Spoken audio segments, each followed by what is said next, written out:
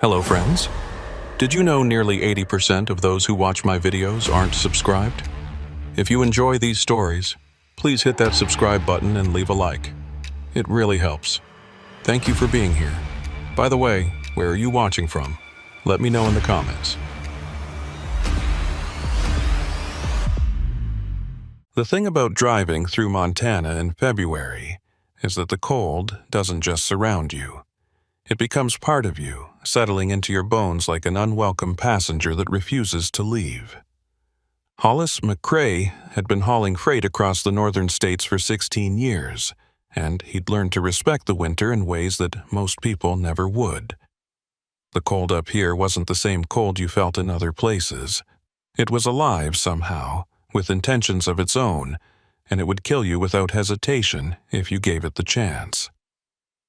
Hollis was 3 hours into his run from Billings to Great Falls, hauling a load of industrial equipment that was already 2 days behind schedule because of weather delays.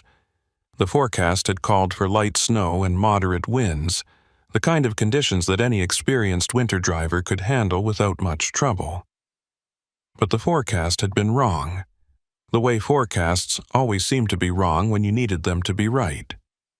The snow had started falling harder around midnight, and by 1 in the morning it was coming down so thick that Hollis could barely see 20 feet beyond his headlights.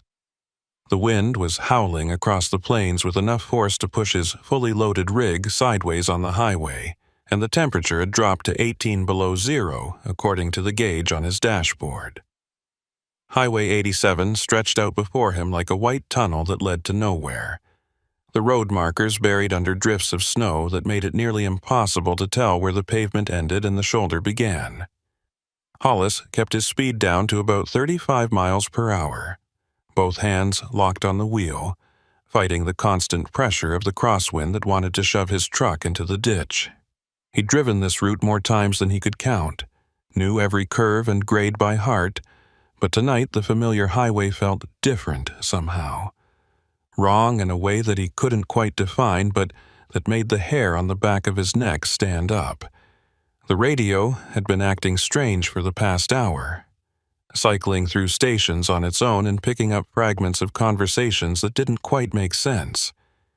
Trucker chatter from CB frequencies that shouldn't have been accessible on his AM/FM radio, weather reports for towns that Hollis had never heard of, and occasional bursts of static that almost sounded like someone trying to speak through layers of interference. Hollis had tried switching the radio off twice, but each time it would turn itself back on within a few minutes, always tuned to a different station playing the same kind of distorted audio. At mile marker 147, Hollis saw the first vehicle he'd encountered in over an hour. It was sitting on the shoulder of the northbound lane, hazard lights flashing weakly through the driving snow. The vehicle looked like a pickup truck, though it was hard to tell for certain with the snow accumulation covering most of its features. What struck Hollis as odd was that the truck appeared to be completely dark inside. No dome light visible. No silhouette of a driver waiting for help. Just an empty vehicle sitting alone in the storm with its hazards blinking in a slow, hypnotic rhythm. Hollis slowed down as he passed the truck, looking for any sign of the driver, but the cab appeared to be completely abandoned. He could see that the windows were partially rolled down despite the freezing temperature, and snow had drifted into the interior through the openings. The truck looked like it had been sitting there for days rather than hours, which didn't make sense given that the State Patrol usually cleared abandoned vehicles pretty quickly, especially during winter storms. Hollis considered stopping to check if anyone needed help, but something about the scene felt wrong enough that he decided to keep moving and call it in to the highway patrol instead. He grabbed his CB radio and keyed the microphone, broadcasting on channel 19. "This is northbound driver at mile marker 147 on Highway 87.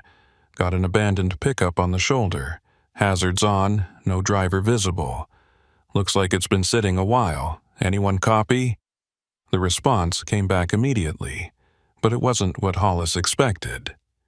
Instead of the usual dispatcher or highway patrol acknowledgement, He heard his own voice coming through the speaker. The words were identical to what he had just said, but there was something off about the tone, something flat and emotionless that made it sound like a recording being played back on damaged equipment. Hollis felt a chill run down his spine that had nothing to do with the temperature outside. He stared at the CB radio for a long moment, then keyed the microphone again. "This is Hollis McCrae requesting radio check. Anyone out there?" Again, his own voice came back through the speaker, repeating his words exactly, but with that same disturbing quality that made it sound both familiar and completely wrong. It was like listening to himself speak from the bottom of a frozen lake, the words muffled and distorted by layers of ice and water. The storm was getting worse by the minute, and Hollis knew he needed to find a place to pull over and wait out the worst of it. Driving in these conditions was dangerous enough without the added distraction of malfunctioning radio equipment and abandoned vehicles that didn't make sense. He remembered there was a rest area coming up in about 15 miles, a decent-sized facility with covered parking and bathroom facilities that would be a good place to sit tight until the visibility improved. The rest area was usually pretty busy, even in bad weather, with other truckers and travelers taking shelter from the storm, so Hollis wouldn't be completely isolated while he waited. But as the miles passed and Hollis approached what should have been the rest area, he found only empty highway stretching endlessly through the blowing snow. The blue signs that should have announced the facility's approach never appeared, and when Hollis checked his GPS, he discovered that according to the satellite navigation, he was driving through an area where no rest stops existed. The GPS showed Highway 87 as a straight line through empty territory with no services of any kind for the next 60 miles. Hollis knew for certain that the rest area existed because he'd stopped there dozens of times over the years, had even had breakfast there just 3 weeks earlier on his last run through this area. The radio crackled to life again, and this time it wasn't his own voice that came through the speaker. It was a woman's voice, soft and distant, speaking words that Hollis couldn't quite make out through the layers of static. He turned up the volume and leaned closer, trying to understand what she was saying, and gradually the words became clearer. She was calling someone's name, repeating it over and over with increasing desperation. "Hollis. Hollis McCrae. Can you hear me, Hollis? I need you to listen very carefully." Hollis grabbed the CB microphone with a hand that had started to shake slightly. "This is Hollis McCrae. Who is this? How do you know my name?" The woman's voice continued as if she hadn't heard his response, still speaking in that same distant tone that made it sound like she was broadcasting from somewhere very far away. "You need to turn around, Hollis. You're going the wrong direction. The road ahead isn't safe. Turn around while you still can." The problem was that turning around wasn't an option, not on this narrow highway in the middle of a blizzard with a fully loaded trailer behind him. Hollis would need at least a quarter mile of clear road to execute a safe turnaround, and the visibility was so poor that he couldn't see more than 20 feet in any direction. Even if he wanted to follow the woman's advice, which he wasn't sure he did, the physical reality of his situation made it impossible. He was committed to moving forward until he found a place where he could safely stop or turn around. "Who are you?" Hollis asked again, but the woman didn't answer his question. Instead, she said something that made his blood run cold despite the heater blasting warm air into the cab. "I'm at mile marker 147, Hollis. I've been waiting here for a long time. I saw you drive past. Why didn't you stop to help me?" Hollis realized with growing unease that the woman was claiming to be at the abandoned pickup truck he had passed nearly 30 minutes earlier. But there had been no one visible at that location. No woman standing in the snow waiting for assistance. Just an empty vehicle with its hazards flashing. The wind slammed into the side of Hollis's truck with enough force to push him partially into the oncoming lane, and he had to fight the wheel to keep the rig under control. The temperature gauge on his dashboard had dropped to 23 below zero, and ice was forming on the inside of his windows despite the heater running at full blast. Hollis cranked the defroster up higher and wiped at the windshield with his gloved hand, trying to improve his visibility, but the ice just kept forming faster than he could clear it away. The cold was seeping into the cab through cracks and seals that should have been airtight, as if the storm outside had become strong enough to force its way through the truck's defenses. At mile marker 152, Hollis saw the pickup truck again. It was sitting on the shoulder in exactly the same position as before, hazard lights flashing in that same slow rhythm. Hollis knew that was impossible because he had been driving steadily north for the past 30 minutes and should have been miles away from the abandoned vehicle by now. But there it was, unmistakable in his headlights, with the same snow accumulation in the interior and the same dark, empty cab. According to his odometer and GPS, he had traveled nearly 6 miles since passing the truck the first time, yet somehow he was looking at it again as if he had never left. The woman's voice came through the radio again, and this time there was an edge of anger in her tone. "You drove past me again, Hollis. That's twice now that you've left me here in the cold. Don't you understand that I need help? Don't you care that I'm freezing out here?" Hollis stared at the pickup truck as he slowly drove past it for what he was certain was the second time, and this time he saw something that made his heart slam against his ribs. There was a figure standing beside the truck, barely visible through the blowing snow. A woman in what looked like a white coat or dress, standing perfectly still despite the wind that was strong enough to knock a grown man off his feet. Hollis hit his brakes instinctively, the truck skidding slightly on the ice-covered highway before the tires found purchase and brought him to a stop about 50 yards past the woman. He sat there for a long moment, engine idling, watching the figure in his side mirror. She wasn't moving, wasn't waving for help, wasn't doing anything that a normal person stranded in a blizzard would do. She was just standing there beside the pickup truck, facing in his direction, though Hollis couldn't make out her features through the distance and the snow. Every instinct that Hollis had developed over 16 years of a long-haul driving was screaming at him not to get out of his truck, not to approach that woman, not to do anything except put his rig in gear and drive away as fast as the road conditions would allow. But the rational part of his mind was telling him that he couldn't just leave someone stranded in weather like this. The temperature was lethal, and no one could survive outside for more than a few minutes without proper shelter and cold weather gear. If there was really a woman standing out there in the storm, she would be dead within the hour if someone didn't help her. Hollis grabbed his heavy parka from the sleeper berth and pulled it on, then added his insulated gloves and a wool face mask that covered everything except his eyes.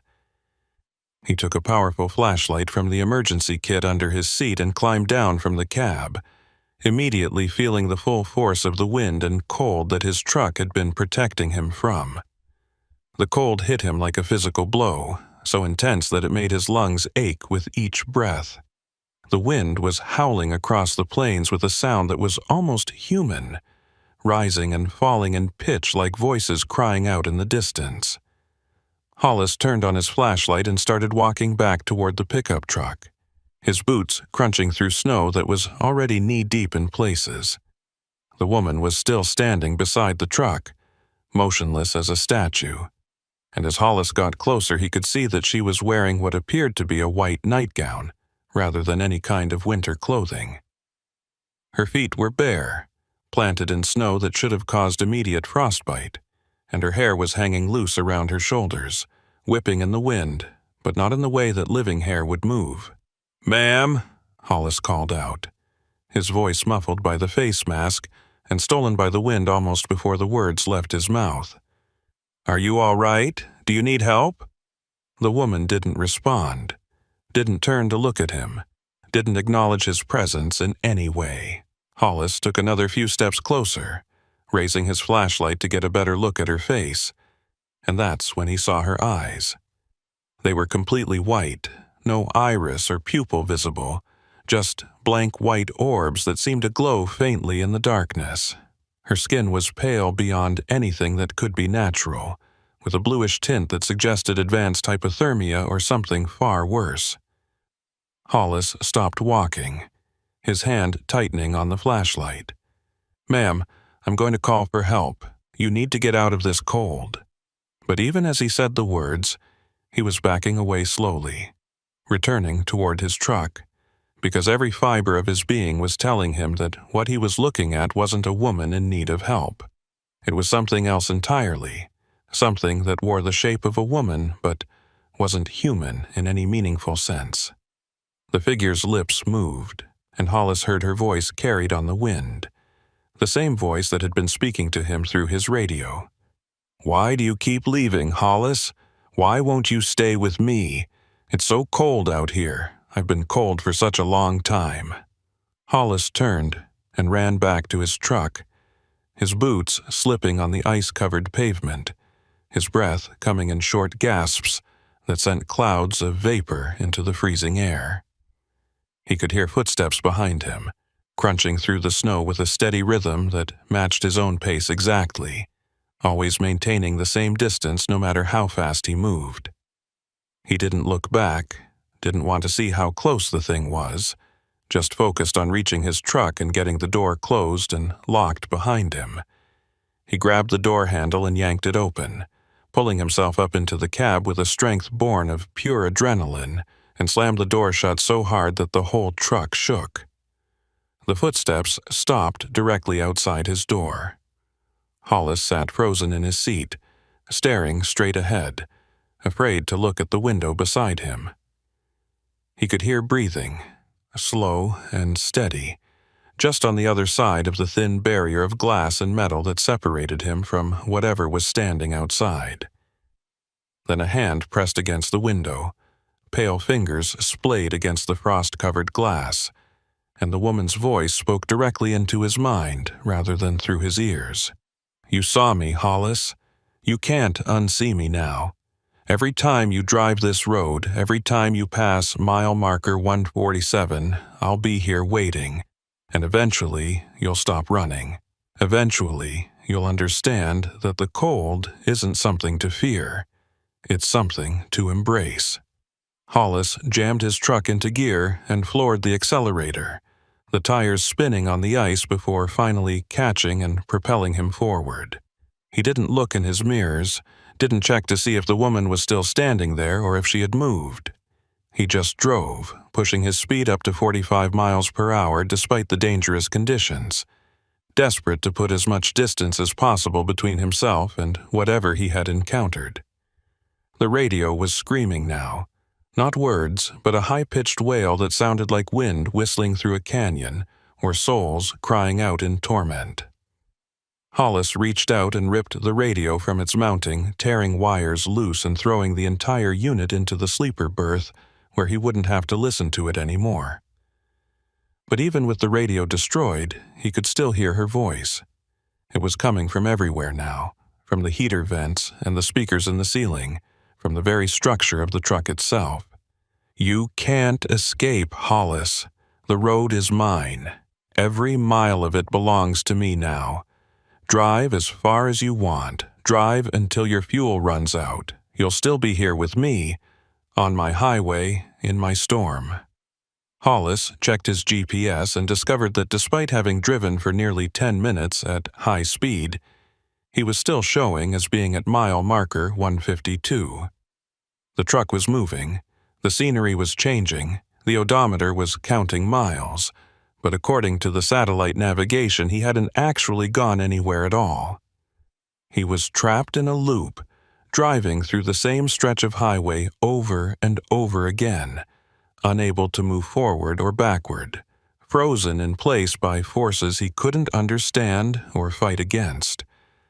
And somewhere behind him, at mile marker 147, a woman in a white nightgown was standing in the snow with her bare feet and her white eyes, waiting for him to give up and accept what she had already accepted a long time ago.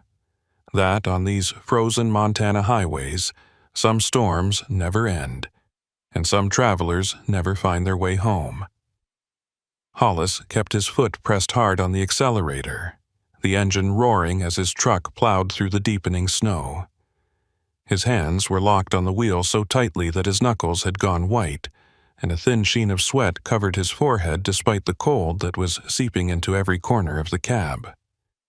The GPS display kept showing mile marker 152, the numbers frozen on the screen as if the satellite itself had stopped watching him, had turned away from whatever was happening on this stretch of Montana highway.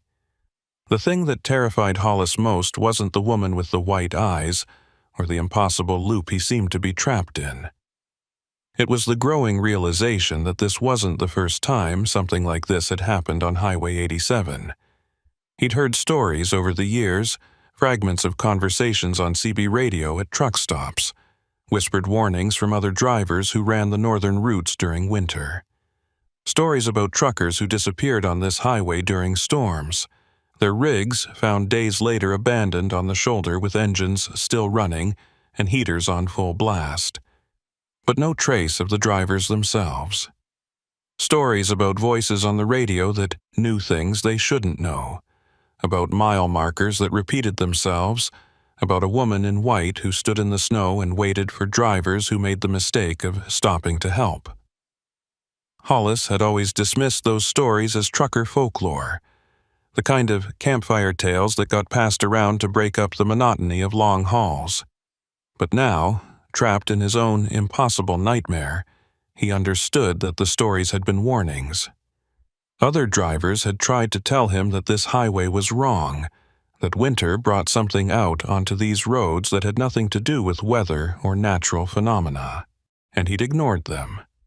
The way experienced drivers always ignored the superstitions of others, confident in his own knowledge and skill.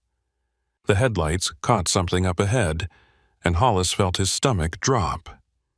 It was his own truck, or what looked exactly like his own truck, parked on the shoulder with hazard lights flashing.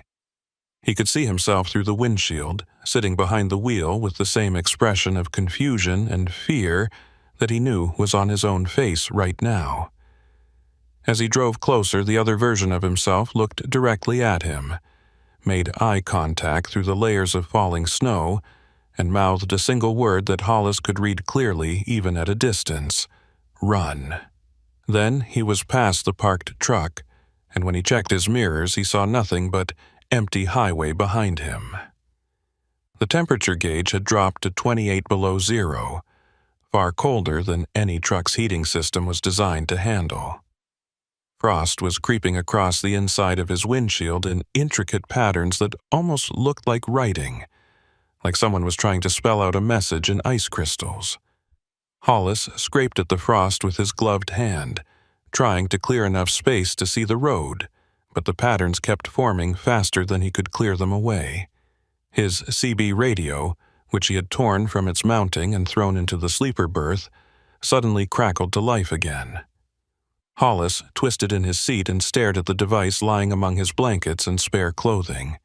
The face was dark, no power lights visible, wires dangling uselessly from the back where he'd ripped it free from its connections. But the speaker was broadcasting clearly, and the voice coming through was male this time, rough and weathered like someone who'd spent decades breathing diesel fumes and road dust. "Northbound driver in the Freightliner, this is Highway Patrol. We're showing your transponder signal at mile marker 152, but you're not moving. What's your status?"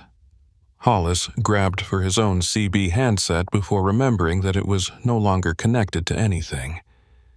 He reached for his cell phone instead, but the screen was completely dark, the battery drained despite having been fully charged when he started his drive. Every electronic device in his truck was either malfunctioning or dead. Every system that connected him to the outside world had been severed, and he was completely alone in the storm with whatever was hunting him. The disconnected CB radio continued to broadcast. "Driver, if you can hear this, we need you to respond. We're picking up some unusual readings from your location. Temperature anomalies, electromagnetic interference. We're dispatching a unit to your position, but with the road conditions it's going to be at least 45 minutes before we can reach you. If you're in distress, try to stay with your vehicle. Hollis wanted to believe that the voice was real, that help was actually coming, but he knew better. Whatever was speaking through that dead radio wasn't the highway patrol. It was something that wanted him to stop, to sit and wait while it closed in around him like the cold itself.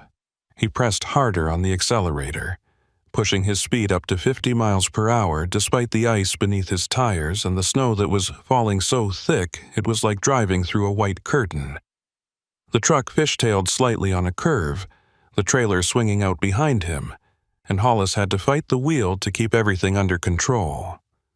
He'd been driving in winter conditions for 16 years and had never felt this level of fear, this bone-deep certainty that if he made even one small mistake, if he let his truck slide off the road, or if he stopped for even a moment, he would never leave this highway alive. Mile marker 147 appeared in his headlights, and Hollis felt his heart sink. He'd been driving north for over an hour since his first encounter with the abandoned pickup, should have covered at least 30 miles by now, but here he was back at the same location where this nightmare had started. The pickup truck was gone from the shoulder, no sign that it had ever been there, but the woman was standing in the middle of the road directly in his path. She was closer this time, close enough that Hollis could see her face clearly in his headlights. She was young, couldn't have been more than 30 when she died, with pale blonde hair that hung in frozen strands around her shoulders. Her white nightgown was stained with something dark around the hem, and her bare feet were planted firmly on the frozen pavement as if she couldn't feel the cold that would have killed a living person in minutes. But it was her eyes that held Hollis frozen, those terrible white orbs that seemed to look straight through him and see everything he was, everything he feared, everything he'd ever done that he was ashamed of. Hollis jerked the wheel to the left, trying to swerve around her, but she moved with him, always staying directly in his path no matter which direction he turned. He could see her lips moving, forming words that he couldn't hear over the roar of his engine and the howl of the wind, but he knew what she was saying. The same thing she'd been saying since this started. Stop. Stay with me. It's so cold out here. I've been alone for so long. The distance between his truck and the woman was closing rapidly. 20 feet, then 10, then 5, and Hollis made a decision that went against every instinct of self-preservation he possessed. He didn't brake, didn't swerve again, just kept his foot pressed down on the accelerator and aimed his truck directly at the figure standing in the road. If she was real, if she was somehow a living person despite everything he'd seen, then the impact would kill her. But Hollis knew with absolute certainty that she wasn't alive, that she was something else entirely, and that the only way to break whatever spell or curse or nightmare he'd fallen into was to drive straight through her. The truck hit the woman at 45 miles per hour, and Hollis braced himself for an impact that never came. There was no sound of collision, no feeling of striking anything solid, just a sudden blast of cold air so intense that it made his previous exposure to the Montana winter feel like a warm spring day by comparison. The cold swept through the cab like a living thing, freezing the moisture in Hollis's breath and coating the inside of the windshield with a layer of ice so thick that he was instantly driving blind. Hollis hit his brakes and the truck skidded wildly across the ice-covered highway, the trailer jackknifing behind him as the tires lost all traction. He spun the wheel frantically, trying to correct the skid, but the truck was completely out of control now, sliding sideways across both lanes of the highway. Time seemed to slow down as the truck rotated, and Hollis watched the world outside his windows blur into a chaos of white snow and dark sky. He was going to crash, going to roll his truck, and there was nothing he could do to stop it. The truck came to a stop so suddenly that Hollis was thrown against his seatbelt hard enough to knock the wind out of his lungs. He sat there gasping for air, trying to understand what had just happened, and slowly realized that his truck was sitting perfectly straight on the highway, pointing north, engine still running smoothly. There was no damage that he could see, no sign of the violent skid that should have put him in the ditch or worse. It was as if the last 30 seconds had been erased, replaced with a version of reality where he'd never lost control at all. The ice on his windshield was melting rapidly now, running down the glass in rivulets of water that quickly refroze into new patterns. Through the clearing glass, Hollis could see that the snow had stopped falling. The wind had died down to nothing, and the clouds above were breaking apart to reveal a sky full of stars so bright they seemed close enough to touch. The temperature gauge on his dashboard was climbing steadily, rising from 28 below to 20 below, then to 15, then to 10. The storm was ending, or more accurately, it was being pulled back like a curtain to reveal what had been hiding behind it all along. Hollis put his truck in gear and started driving again, slowly this time, his eyes scanning the highway ahead for any sign of the woman or the impossible loop that had held him captive. The road looked normal now, just an empty stretch of Montana highway with snow-covered fields stretching away on both sides. Mile markers appeared at proper intervals as he drove. 148, 149, 150, each one confirmation that he was actually moving forward instead of being trapped in the same repeating section of road. His CB radio, still disconnected and powerless in the sleeper berth, spoke one more time. But this voice was different from the others, older and sadder, with a quality that made Hollis think of wind blowing through abandoned buildings. "You made it through, driver. Not many do, but you need to understand something important. What you experienced tonight wasn't random. Highway 87 remembers everyone who drives it, especially in winter, especially when the storms come. And May Ellery remembers all of us most of all." Hollis grabbed the disconnected radio and held it close, speaking to it even though his microphone was no longer attached. Who is May Ellery? What does she want? The voice on the radio seemed to sigh, a sound like wind whistling through power lines. She was a trucker's wife, back in the 70s. Her husband ran this route every week, hauling freight between Billings and Great Falls. One night in February, he was running late, driving too fast for conditions, trying to make up time. His truck went off the road at mile marker 147. May was with him that night, riding along to keep him company. They found the truck 3 days later, half buried in a snowdrift. The husband was already dead from the cold, but May lived for almost a week before the exposure finally took her.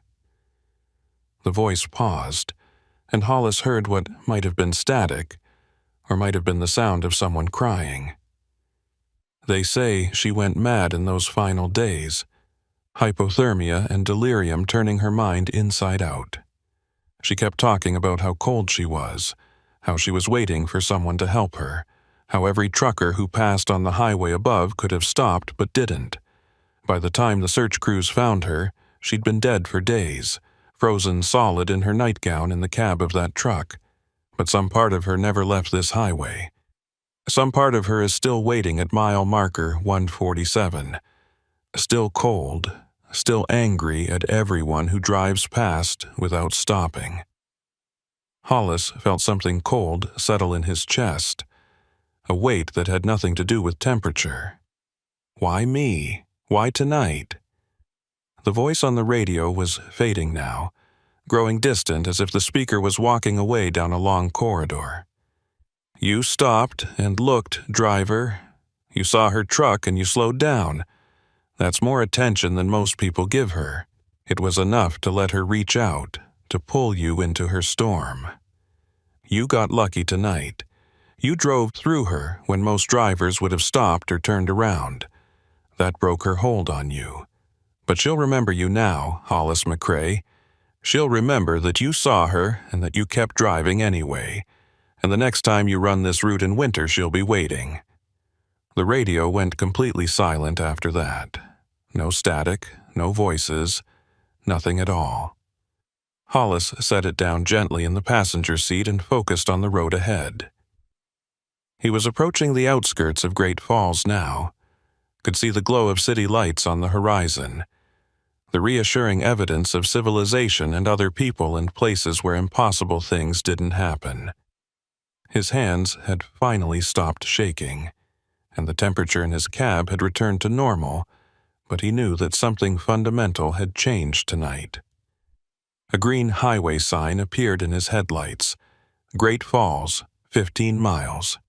Hollis had never been so grateful to see city limits in his entire life.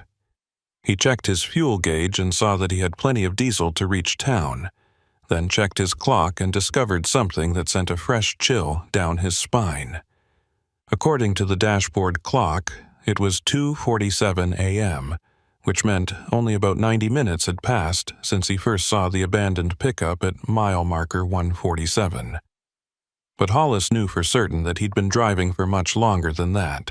Hours of endless highway and impossible loops and encounters with things that shouldn't exist. Time itself had been twisted by whatever had happened on that stretch of highway, compressed or stretched or folded in on itself in ways that Hollis's mind couldn't fully comprehend. He thought about calling his dispatcher when he got to town, reporting what had happened, but he knew how that conversation would go. They'd think he was having some kind of breakdown, maybe pull him off the road for mandatory psychological evaluation. Nobody would believe him, because what he'd experienced was so far outside the boundaries of normal reality that it might as well have happened on another planet. As Hollis drove into Great Falls, the streets were mostly empty at this hour, just a few cars and trucks moving through the intersections. Everything looked normal and solid and real, the brick buildings and traffic lights and convenience stores glowing in the darkness. Hollis pulled into the first truck stop he found, a familiar national chain location where he'd stopped dozens of times before. He parked in a space near the main building and sat in his cab for a long moment, his engine idling, trying to convince himself that the nightmare was really over. A Montana State Patrol car pulled into the lot and parked next to Hollis's truck.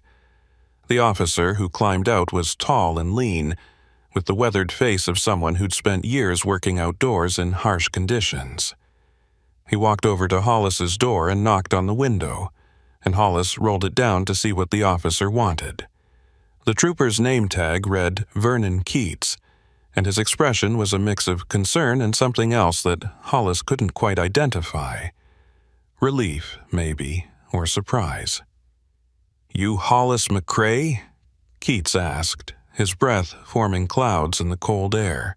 Hollis nodded, wondering how the officer knew his name. "We got a strange call about 2 hours ago from a dispatcher saying one of their drivers had gone missing on Highway 87. Said your transponder signal had frozen at mile marker 152 and they couldn't raise you on radio or cell phone. They were pretty worried about you." Keats studied Hollis's face carefully, as if looking for signs of injury or distress. "You have any trouble out there tonight?" Hollis considered lying, considered just saying that his radio had malfunctioned, and his phone had died and everything was fine. But something about the way Keats was looking at him suggested that the officer knew more than he was saying, that maybe he'd heard stories about Highway 87 in winter, about drivers who had encounters they couldn't explain. "I saw something out there," Hollis said quietly. "At mile marker 147, a woman standing in the snow. She tried to make me stop." Keats's expression didn't change, but something flickered behind his eyes. "May Ellery," he said, and it wasn't a question. "She shows up every few years during bad winter storms, usually targets truckers driving alone, tries to get them to stop and help her. We've had 3 drivers disappear on that stretch of highway over the past decade. Found their trucks abandoned with the engines running and the heaters on full blast, but the drivers were never located. We think they stopped to help her, got out of their vehicles, and..." He trailed off, leaving the rest unsaid. "What is she?" Hollis asked, though he wasn't sure he wanted to know the answer. Keats leaned against Hollis's truck, looking tired and old beyond his years. Depends on who you ask. Some people say she's a ghost, the spirit of a woman who froze to death and can't move on. Other people think she's something else, something that was drawn to this highway by all the deaths and accidents that have happened here over the years. Whatever she is, she's real enough to kill people, and she's been doing it for a long time. Keats reached into his jacket and pulled out a small card with a phone number printed on it. If you ever run this route again and you see her, don't stop. Don't slow down. Don't try to help. Just keep driving and call this number when you get to civilization. We've got a few people who specialize in this kind of thing, people who understand what's really happening on Highway 87 when the winter storms roll in. He handed the card to Hollis, who took it with fingers that had started shaking again. You did good tonight, Mr. McCrae. Most drivers who encounter May don't make it out. You're one of the lucky ones. Hollis looked down at the card in his hand, then back up at Keats. I don't feel lucky. I feel like I barely survived something that should have killed me. Keats nodded slowly. That's because you did barely survive. And now you know the truth about these roads, about what waits out there in the cold and the dark. Most people never learn that truth. They just disappear, and nobody ever finds out what really happened to them. Hollis sat in the truck stop diner nursing his third cup of coffee, watching the sun come up over Great Falls through windows that were fogged with condensation. The coffee was terrible, burnt and bitter, but he kept drinking it anyway because it was hot and real and helped ground him in the present moment. His hands had finally stopped shaking about an hour ago, but his mind kept replaying the events on Highway 87, examining them from every angle like a tongue probing a sore tooth. Trooper Keats had stayed with him for another 30 minutes after their initial conversation, asking careful questions about exactly what Hollis had seen and experienced. The officer had taken notes in a small leather-bound notebook, writing down details about the mile markers, the temperature readings, the radio malfunctions, and May Ellery's appearance. Keats had seemed unsurprised by everything Hollis told him, nodding along as if he'd heard similar stories many times before. Before he left, Keats had given Hollis one final warning. Don't talk about this with other drivers.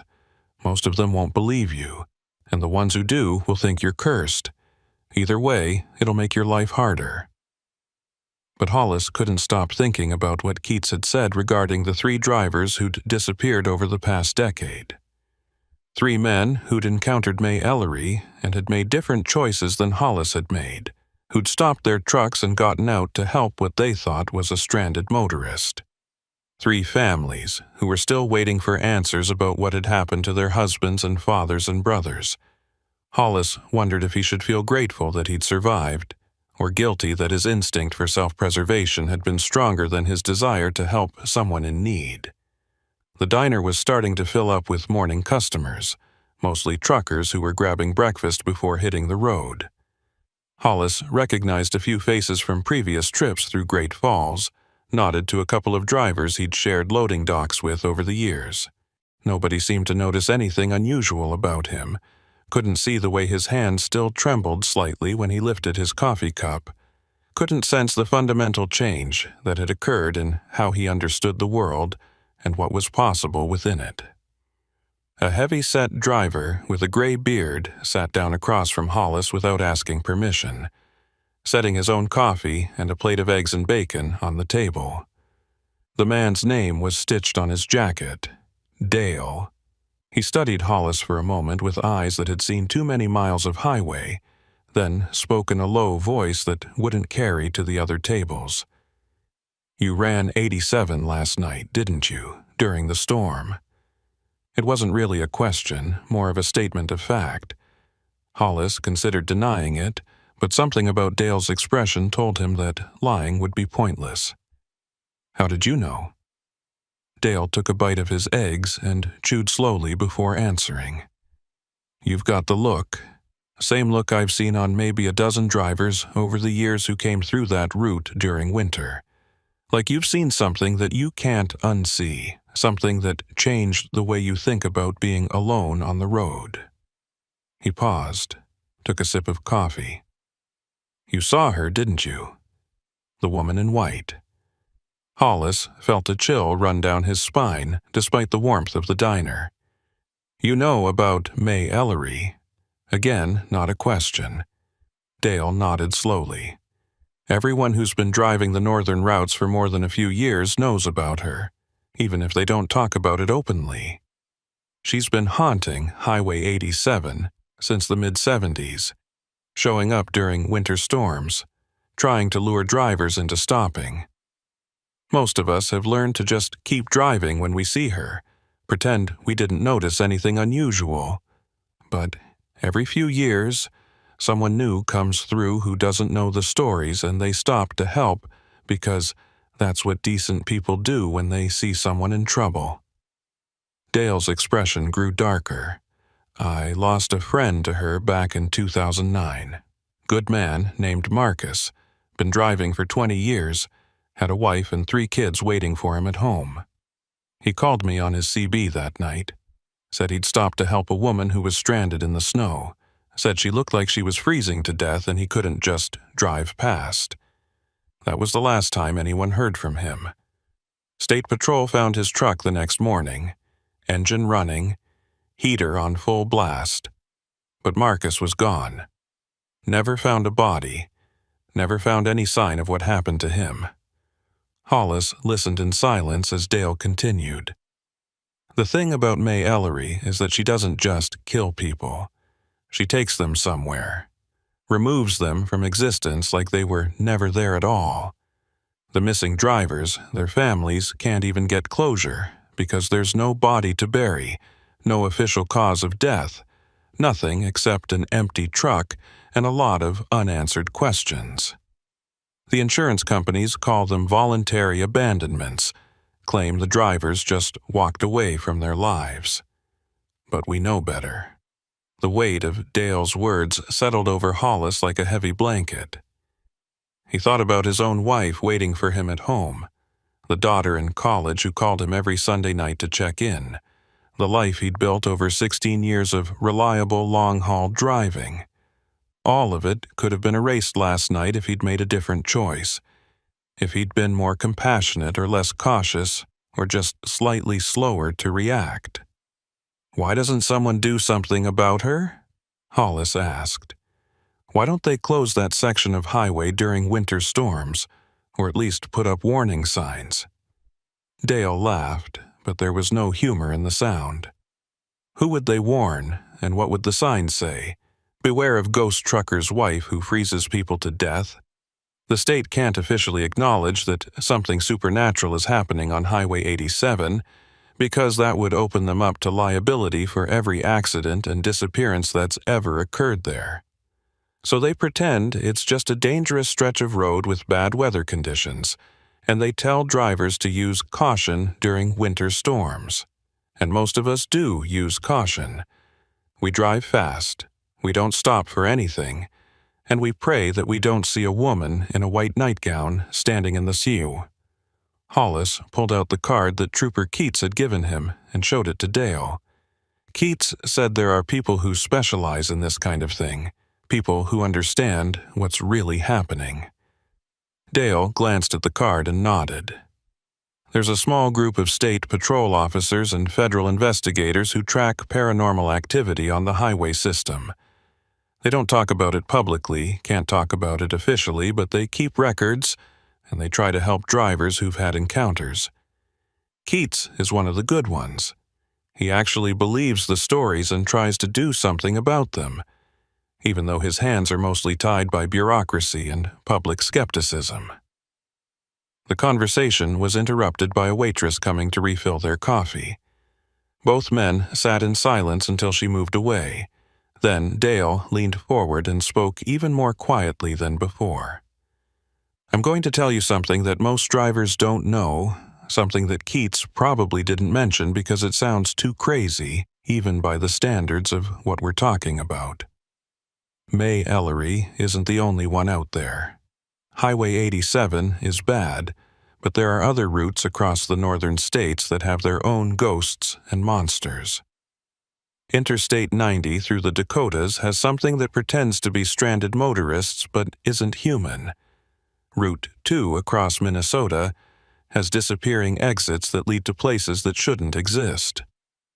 Route 89 through Wyoming has stretches where time doesn't flow normally. Dale pulled a worn notebook from his jacket pocket and flipped through pages covered with handwritten notes and sketches. I've been documenting this stuff for 15 years, collecting stories from other drivers, mapping out the dangerous sections of highway. Started doing it after Marcus disappeared. Thought maybe if I could understand what was happening, I could prevent other people from suffering the same fate.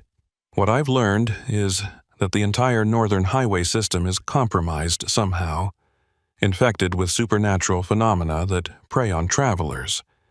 It's like there's something about these cold, isolated roads that attracts or creates things that shouldn't exist.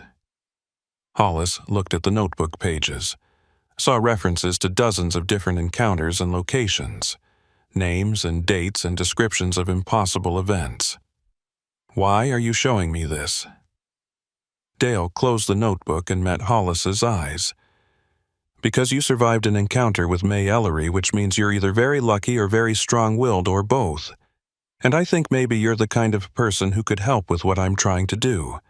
I'm trying to create a warning system, a way for drivers to share information about supernatural activity on specific routes so we can avoid the dangerous areas during high-risk times. The idea appealed to Hollis on some level. The thought that he could turn his terrifying experience into something useful that might save other drivers from similar fates. But another part of him just wanted to forget everything that had happened last night. Wanted to go back to believing that the world was a rational place where ghosts and time loops and frozen women with white eyes didn't exist. I need to think about it, Hollis said finally. I need to process what happened before I can think about getting more involved in this. Dale nodded and stood up from the table, leaving a $20 bill to cover both their meals. Fair enough. But if you change your mind, there's a trucker forum online where some of us share information. It's private, invitation only, but I can get you access if you want it. Just remember that what you experienced last night wasn't random, and it wasn't unique. Dozens of drivers go through similar things every winter, and most of them suffer in silence because they're afraid of being labeled as crazy. Maybe you can help change that. After Dale left, Hollis sat alone in the diner for another hour, watching the morning traffic build on the streets outside. He thought about calling his wife, but decided against it because he didn't know what he would tell her. The truth would sound insane, but lying felt wrong after everything he'd been through. Finally, he paid his bill and walked back to his truck, intending to catch a few hours of sleep in the sleeper berth before continuing his route. His truck looked exactly as he'd left it, just another big rig in a parking lot full of commercial vehicles. But when Hollis climbed into the cab, he found something that made his blood run cold. Sitting on his driver's seat was the disconnected CB radio that he'd torn from its mounting and thrown into the sleeper berth during his encounter with May Ellery. The radio was sitting upright, perfectly centered on the seat, placed there deliberately by someone or something that had been inside his locked truck. Hollis picked up the radio with hands that had started shaking again. The device was ice cold to the touch, much colder than it should have been even sitting in an unheated cab overnight. Frost covered the speaker grill in intricate patterns that looked almost like writing, and when Hollis tilted the radio to catch the light, he could make out what the frost patterns spelled. "See you again soon, Hollis." He threw the radio into the parking lot as hard as he could, watched it shatter into pieces on the frozen asphalt. But even as he did it, Hollis knew that destroying the physical device wouldn't change anything. May Ellery had marked him somehow, had left her fingerprints on his soul, and he would carry that mark for the rest of his life. Every time he drove through Montana in winter, Every time he passed mile marker 147, he would remember the woman in the white nightgown standing in the snow with her terrible white eyes and her voice that spoke directly into his mind. Hollis started his engine and pulled out of the truck stop parking lot, heading west toward his delivery destination in Missoula. The morning was clear and cold, with no sign of the storm that had nearly killed him just a few hours earlier. Other trucks were moving on the highway, normal traffic flowing in normal patterns, and for a moment Hollis could almost convince himself that everything was going to be fine. But then his heater began blowing cold air despite being set to maximum heat, and his radio turned itself on even though he hadn't touched the controls, and he knew that May Ellery wasn't finished with him yet. The radio cycled through stations randomly just like it had done during his encounter on Highway 87. Country music, talk radio, weather reports, all bleeding together in a cacophony of sound that shouldn't have been possible from a standard truck radio. Then all the stations went silent at once, replaced by the sound of wind howling across frozen plains. And beneath the wind, barely audible but definitely there, was a woman's voice singing something that might have been a lullaby or might have been a funeral dirge. Hollis reached for the radio controls to turn it off, but before his fingers touched the dial, the voice spoke directly to him. "You think you escaped, Hollis. You think driving away means you're safe. But you carry me with you now. Every mile you drive, every highway you travel, I'll be there in the static and the cold. You belong to the winter roads now, just like I do. And when your time comes, when the storms find you alone and far from help, I'll be waiting to welcome you home." The radio went dead after that, completely silent no matter how Hollis adjusted the controls. He drove for another 20 minutes in that oppressive silence, his mind racing through everything that had happened and everything that Dale had told him. Finally, he pulled over at a rest area and used his cell phone to call his dispatcher. When the call connected, Hollis said the words that he never thought he'd say. "I need to be taken off the Montana routes, permanently.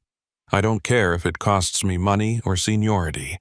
I'm not driving Highway 87 again." His dispatcher asked questions, wanted explanations, but Hollis just repeated his request until the man agreed to reassign his northern routes to other drivers. It would mean less work and lower pay, would probably damage his reputation in the company, but Hollis didn't care. Survival was more important than pride or money. He'd been given a warning last night, a chance to escape that 3 other drivers hadn't received, and he wasn't going to waste that gift by pretending he could just go back to business as usual. As Hollis ended the call and prepared to get back on the road, his phone rang with a call from an unknown number. He almost didn't answer, but something made him pick up. The voice on the other end was Trooper Keats. "Mr. McCrae, I heard you requested a route change. That's probably smart, all things considered. But I wanted to let you know that we found something this morning that you should be aware of. We went back to mile marker 147 after sunrise to document the location where you had your encounter.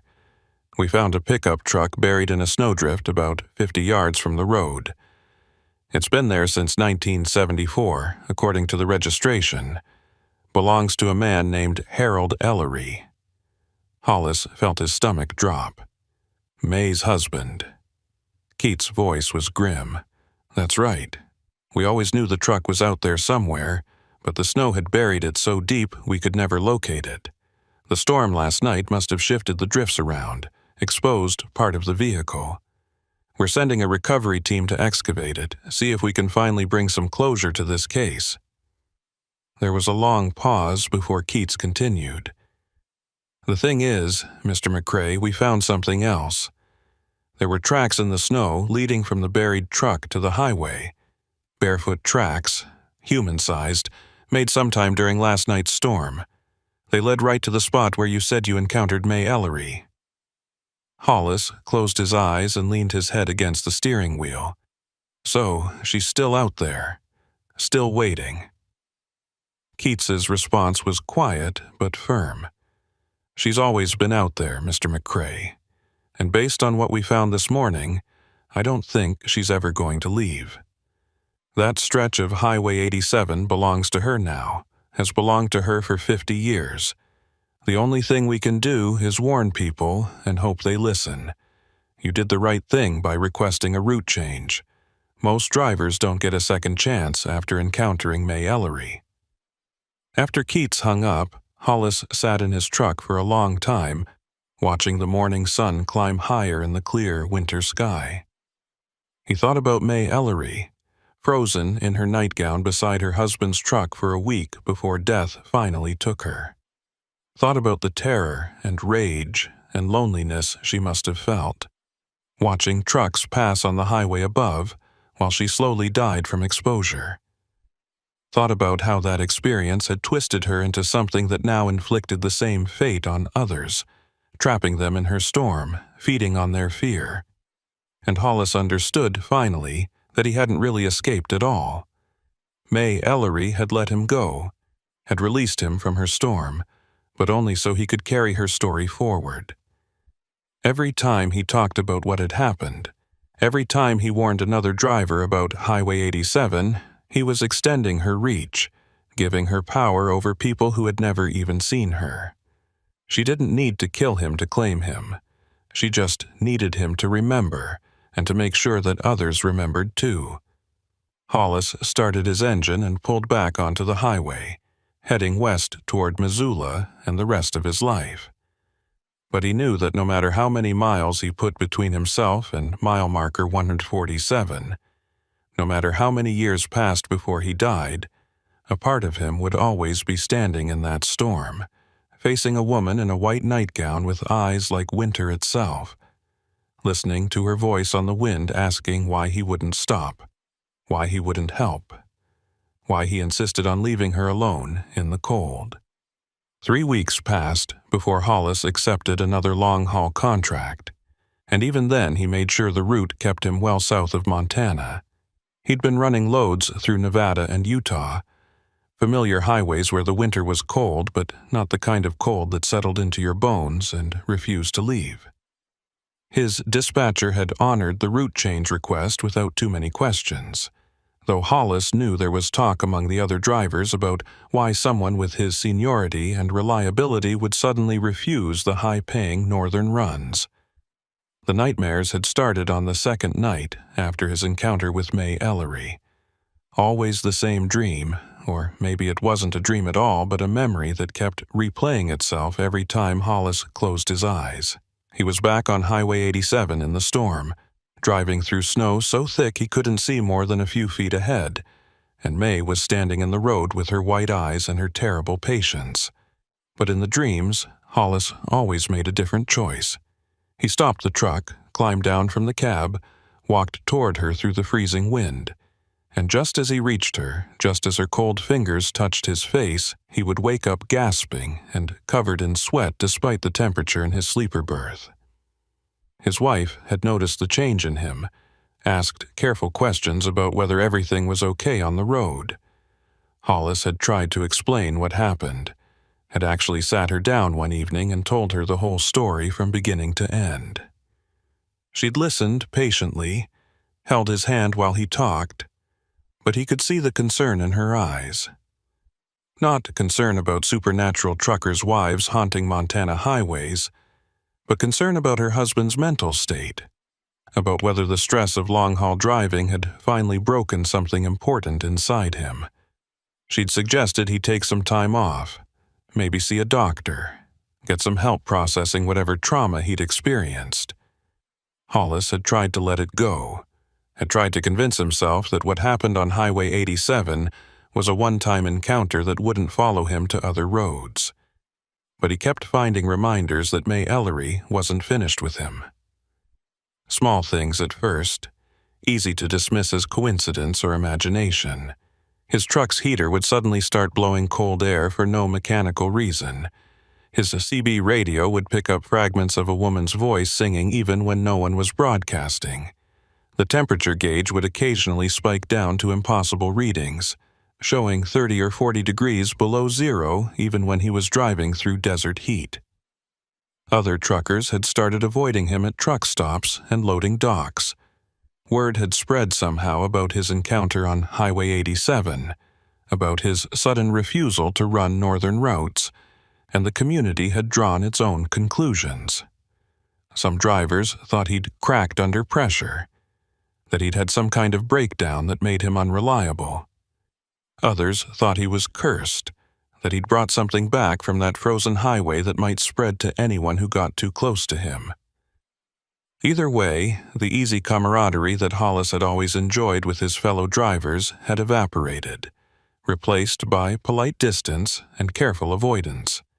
Dale had reached out twice, once by email and once by phone, inviting Hollis to join the private trucker forum where drivers shared information about supernatural encounters on the highway system. Hollis had declined both times, not ready to fully accept that what he'd experienced was part of a larger pattern, not ready to become someone who spent his time documenting impossible events instead of just driving trucks and earning a living. But Dale's words kept echoing in his mind, the suggestion that dozens of drivers went through similar experiences every winter and suffered in silence because they were afraid of being labeled as crazy. It was late March when Hollis took a contract that required him to drive through southern Montana, not Highway 87, but Interstate 90, a major route that cut across the bottom of the state. The pay was good enough that Hollis couldn't afford to refuse it, and the route was more than 100 miles south of where he'd encountered May Eerie. He told himself it would be fine, that Montana was a big state, and whatever haunted Highway 87 wouldn't have any influence on a completely different road. But as soon as he crossed the state line, Hollis felt the temperature in his cab drop despite his heater running normally, and he knew that distance didn't matter as much as he'd hoped. The drive through southern Montana should have taken about 6 hours, an easy day's work on a well-maintained interstate. But Hollis found himself constantly checking his mirrors, watching for hazard lights flashing on abandoned vehicles, scanning the roadside for figures standing in places where no one should be. The paranoia was exhausting, made worse by the fact that nothing unusual actually happened. The highway remained clear, the weather stayed cold but manageable, and the only other vehicles Hollis encountered were normal trucks and cars driven by normal people going about their normal business. He stopped for fuel at a truck stop outside Billings, the same city where he'd started his fateful journey on Highway 87 3 weeks earlier. The truck stop was busy with afternoon traffic, drivers grabbing food and coffee before continuing their routes.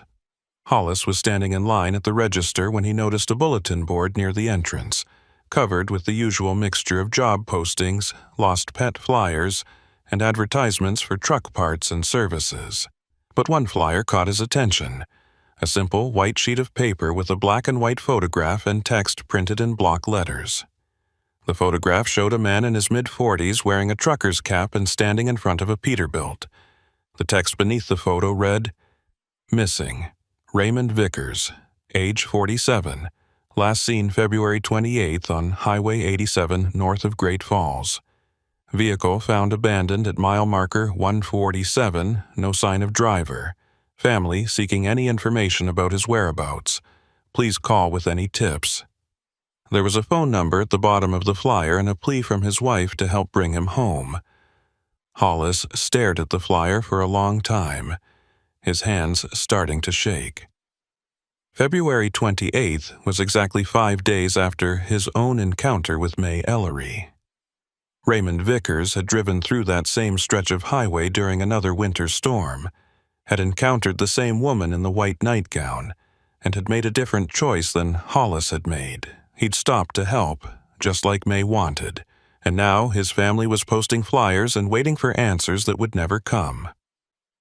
Hollis pulled out his phone and called the number that Trooper Keats had given him. The officer answered on the third ring, and Hollis could hear wind and road noise in the background, suggesting that Keats was out on patrol. "Mr. McCrae, I wasn't expecting to hear from you again." There was something in Keats's tone that suggested he knew exactly why Hollis was calling. You saw the flyer about Raymond Vickers.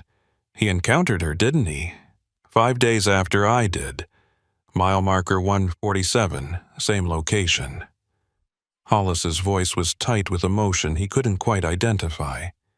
Guilt, maybe, or anger, or just exhaustion at carrying the weight of knowledge he couldn't share with anyone who would understand.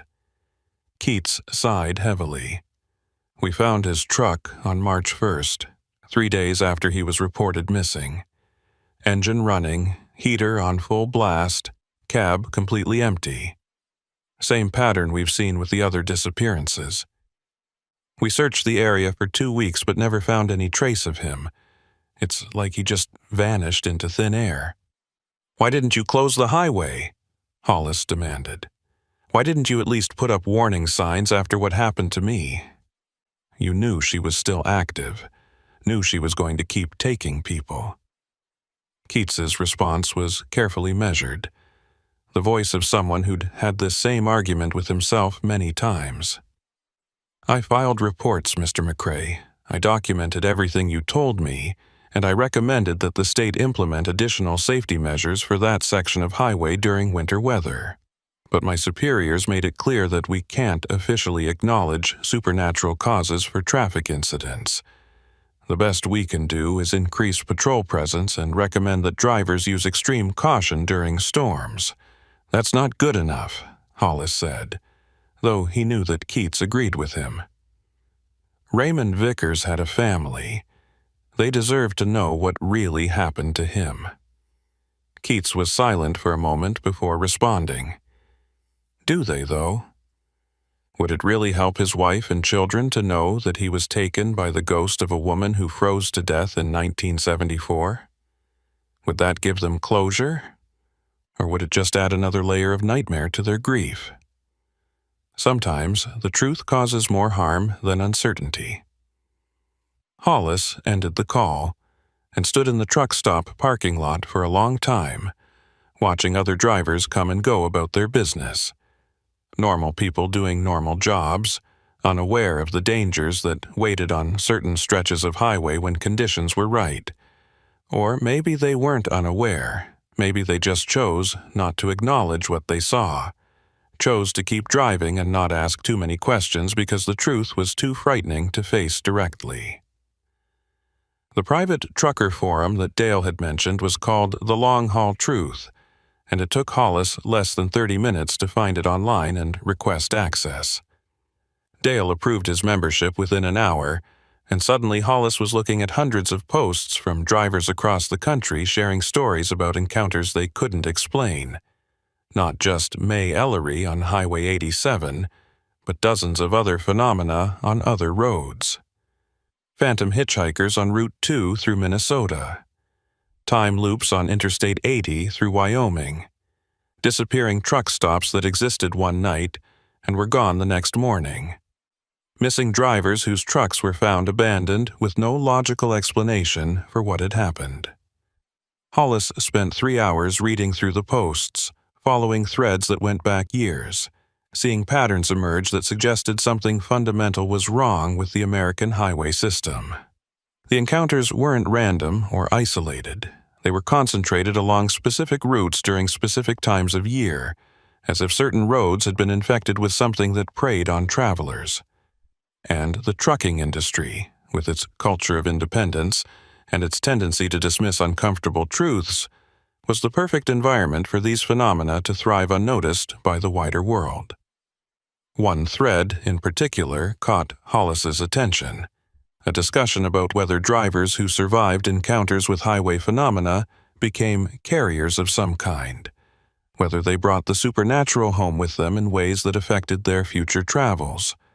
Several drivers reported experiencing ongoing manifestations months or years after their initial encounters, small reminders that they'd been marked by something that wouldn't let them forget. Sudden temperature drops in their cabs. Voices on their radios speaking languages that shouldn't exist. The feeling of being watched by something that existed just outside their peripheral vision. Hollis added his own story to the forum, typing out everything that had happened on Highway 87 in as much detail as he could remember. The response was immediate and overwhelming.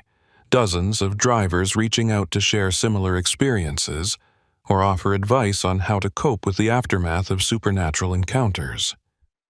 Several drivers confirmed that May Ellery was still active, that she'd been taking truckers for decades and would continue taking them until someone found a way to stop her permanently. Others warned Hollis that surviving one encounter didn't guarantee safety from future incidents, that he'd been marked in ways he didn't fully understand yet. That night, parked at a rest area in Wyoming, Hollis had the dream again. But this time it was different. This time, when he walked toward May Ellery through the storm and her cold fingers touched his face, he didn't wake up. Instead, he found himself standing beside her in the snow, both of them watching his truck drive away without him. And May spoke in a voice that was surprisingly gentle, almost sad. "You think you escaped me, Hollis. You think surviving one night means you're free. But we're bound now, you and I. Every time you drive alone in winter, every time you see snow falling on empty highway, you'll remember me. And eventually, whether it's next year or in 10 years, or on your very last drive, you'll come back to mile marker 147. They all come back eventually." Hollis woke up with frost covering the inside of his windshield despite his heater running all night. And he knew that May was right. He could change his routes, could avoid Montana entirely, could even quit trucking and find a different career. But he would never really escape Highway 87 because the experience had fundamentally changed how he understood the world and his place in it. He'd seen behind the curtain of normal reality and glimpsed the things that waited in the spaces between, and that knowledge would follow him wherever he went. Over the following months, Hollis became an active member of the Long Haul Truth Forum, sharing his experiences and learning from other drivers who'd survived encounters with highway phenomena. He started carrying additional equipment in his truck, not just the normal safety gear, but items that other drivers swore helped protect against supernatural incidents.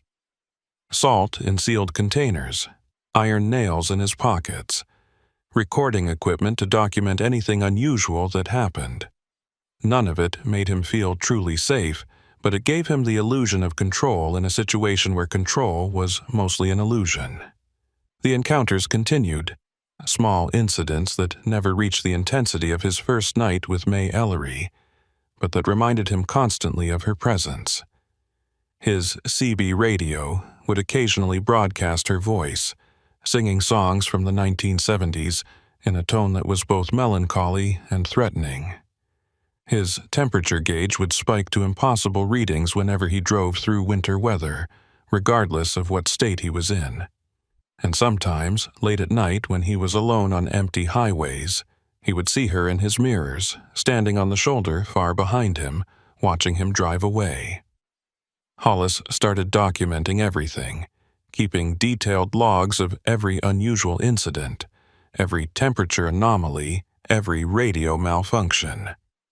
He sent his reports to Trooper Keats, who added them to what was apparently a growing file of supernatural highway incidents that would never be officially acknowledged, but that someone was quietly tracking. Keats told him that Raymond Vickers' body had never been found, that his family had held a memorial service without remains to bury, and that his wife still called the state patrol every few weeks hoping for new information. 2 more drivers disappeared on Highway 87 that year, both during winter storms, both at or near mile marker 147. The pattern was clear to anyone who bothered to look, but no one in authority was willing to connect the dots publicly. The official explanation was always the same: experienced drivers who inexplicably abandoned their vehicles during severe weather, victims of hypothermia or disorientation or personal crises that led them to walk away from their trucks and die in the wilderness. The families grieved without answers, and the trucking companies quietly assigned new drivers to the routes, and the highway system continued to function as if nothing unusual was happening. It was December, 10 months after his encounter with May Ellery, when Hollis received a message through the forum from Dale. The older driver had been diagnosed with late-stage cancer and was retiring from the road. He wanted to meet with Hollis in person, said there were things he needed to pass along before he could no longer drive. They agreed to meet at a truck stop in South Dakota, neutral territory far from any of the hot spots that both men had learned to avoid. Dale looked older than he had in February, the disease already taking its toll on his body. But his eyes were still sharp, still carrying that quality of having seen too much of the world's hidden darkness. He handed Hollis a worn leather journal, its pages filled with decades of handwritten notes about supernatural highway encounters. "I've been tracking this stuff for 30 years, Dale said quietly. "Started right after my first encounter with something that shouldn't exist.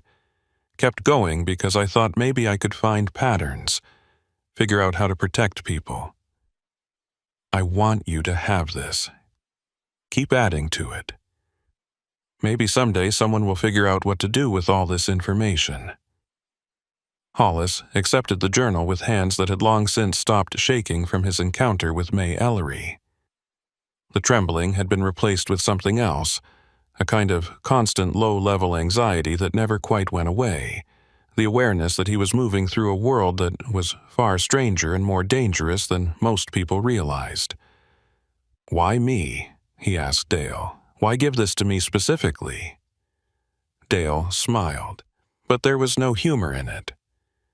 "Because you survived when you should have died, and because you didn't let that survival make you complacent. You're still asking questions, still trying to understand what happened. That's rare. Most drivers who encounter May Ellery either die or spend the rest of their lives pretending it never happened. You're doing something different. You're bearing witness. Someone needs to do that." They talked for 3 hours, comparing notes and experiences, filling in gaps in each other's knowledge. Dale shared stories from the journal, cases going back to the 1980s, involving dozens of different supernatural phenomena on highways across the northern states. Hollis shared his ongoing experiences with May Ellery's presence following him from road to road.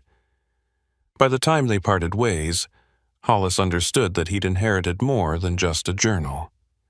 He'd inherited a responsibility to document the truth about the highways, to warn other drivers when he could, to remember the people who'd disappeared and to so honor their memory by refusing to let their stories be forgotten. That night, alone in his truck at a rest area in Nebraska, Hollis added his own entry to Dale's journal. He wrote about Raymond Vickers and the other drivers who'd disappeared on Highway 87 that year. He wrote about the feeling of being followed by something that couldn't be escaped through distance or time. He wrote about the guilt of survival and the burden of knowledge that couldn't be shared with anyone who would believe it. And he wrote about May Ellery, standing forever in the snow at mile marker 147, waiting with infinite patience for the next driver who would make the mistake of stopping to help. Hollis continued driving after that, taking contracts across the western states, carefully avoiding Montana but knowing that avoidance was only a temporary solution. The highway system was vast and interconnected, and May Ellery's influence seemed to spread a little further each year, reaching into adjacent states, touching roads that had previously been safe. Other drivers reported seeing her on routes far from Highway 87, as if the cold itself was carrying her presence to new territories. The journal grew thicker with entries as Hollis documented his own experiences and collected stories from other drivers through the forum. Each page represented someone's encounter with the impossible, someone's narrow escape or tragic disappearance. The weight of all those stories became a physical thing that Hollis carried with him, a reminder that he wasn't alone in his knowledge, but also a burden that grew heavier with each passing month. Sometimes, late at night when sleep wouldn't come, Hollis would turn on his CB radio and scan through the channels. Most nights he heard only the normal chatter of truckers coordinating loads and sharing traffic information. But occasionally, maybe once a month or so, he would catch fragments of other voices. Drivers speaking from places that didn't exist anymore, broadcasting from times that had already passed, calling out warnings about dangers that were just beginning to manifest. And sometimes, though Hollis tried not to listen, he would hear May Ellery singing her sad songs from the frozen highway where she waited. Hollis never drove Highway 87 again, never returned to mile marker 147, never tested whether May Ellery's patience would finally run out. But he knew, with the certainty that came from 10 months of ongoing encounters, that eventually the highway would call him back. Not today, not tomorrow, but someday, when the conditions were right and the winter was cold enough and the storm was strong enough. Someday he would find himself on that frozen Montana road again, watching hazard lights blink in the distance, hearing a woman's voice on the radio asking why he wouldn't stop to help. And when that day came, Hollis didn't know what choice he would make. Whether he would keep driving like he had the first time, or whether May Ellery's persistent presence in his life would finally wear down his resistance and convince him to stop, to step out into the cold, to accept what she'd been offering since the beginning. The terrible certainty that eventually everyone who encountered her would have to make that choice again, and again, and again. Until finally, exhausted by the constant vigilance and the weight of knowledge and the loneliness of being marked by something that normal people couldn't see or understand, they would stop running. The highway was patient. The cold was eternal. And May Ellery would be waiting at mile marker 147, standing in her white nightgown with her terrible eyes and her voice that promised an end to fear, an end to uncertainty, an end to the exhausting work of staying alive on roads that belonged to the dead. She would be waiting, the way she'd been waiting for 50 years, the way she would wait for 50 more, patient and eternal as winter itself, claiming one driver at a time, building her collection of those who stopped to help and never left. Hollis drove on through the December darkness, his heater blowing cold air despite being set to maximum, his radio cycling through stations on its own, the frost forming on his windshield in patterns that almost looked like writing. Somewhere far to the north, snow was falling on Highway 87, covering the road in layers of white that would last until spring. And in that snow, beside a mile marker that most drivers had learned to pass without slowing down, a woman stood watching the darkness and waiting for the next set of headlights to appear through the storm. The oil boom had transformed North Dakota from empty prairie into a maze of industrial roads that carried everything from drilling equipment to housing modules for the workers who'd flooded into the state chasing high-paying jobs. Rowan Dillinger had been hauling freight on these roads for 7 years, ever since the fracking industry had exploded and created opportunities for drivers who didn't mind working in some of the most isolated and unforgiving territory in the lower 48 states. The pay was exceptional, almost double what Rowan could make on more conventional routes. But the work came with costs that weren't immediately obvious to drivers who were new to the oil patch. The roads themselves were the first problem. Most of them had been built quickly and cheaply to accommodate the sudden influx of industrial traffic, gravel, and dirt tracks that turned into mud pits during spring thaw and froze into bone-jarring washboards during winter. Rowan's truck took a constant beating on these roads, requiring maintenance far more frequently than it would have on normal highways. But the bigger problem was the isolation. The way these oil roads stretched for dozens of miles through empty prairie with no services, no cell phone coverage, and no help available if something went wrong. It was early January when Rowan accepted a contract to haul a load of drilling pipe from Williston to a remote drilling site about 90 miles northeast of town. The route would take him through some of the most desolate territory in the oil patch, following county roads that barely qualified as roads at all. The temperature was hovering around 5 degrees above zero, cold but manageable for a driver with experience in winter conditions. The forecast called for clear weather, and Rowan's truck had been serviced just 3 days earlier, so there was no reason to expect any problems with the delivery. Rowan left Williston just after dawn, watching the sun come up over frozen fields that stretched to the horizon in every direction. The landscape out here was almost featureless, just flat prairie broken occasionally by pump jacks nodding rhythmically as they pulled oil from deep underground.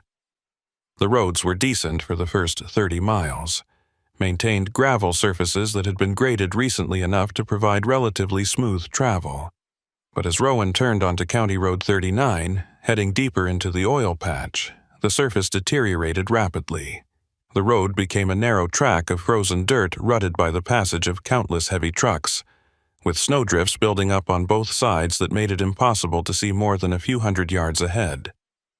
Rowan kept his speed down to about 30 miles per hour, both hands on the wheel, feeling every bump and pothole transmitted through the truck's suspension. This was the kind of driving that wore on you after a while. The constant vigilance required to avoid the worst of the road damage. The knowledge that if you broke down out here, you might be waiting hours or even days for help to arrive.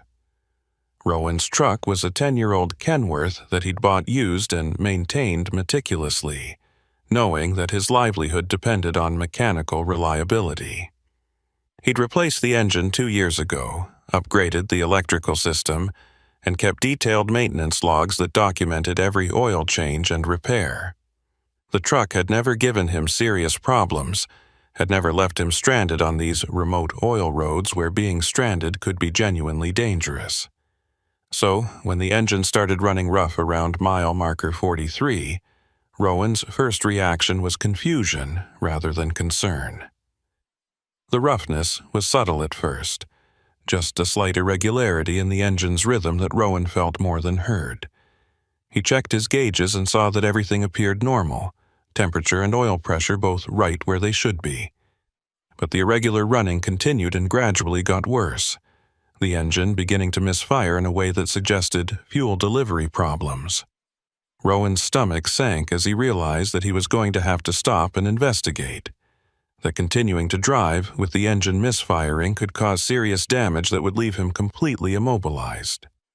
There was a wide spot in the road about a mile ahead, a place where oil company trucks sometimes parked while crews worked at nearby well sites. Rowan coaxed his truck forward, the engine coughing and sputtering now, barely maintaining enough power to keep moving. He managed to reach the wide spot and pulled off the main track, setting his parking brake and letting the engine idle while he tried to diagnose the problem.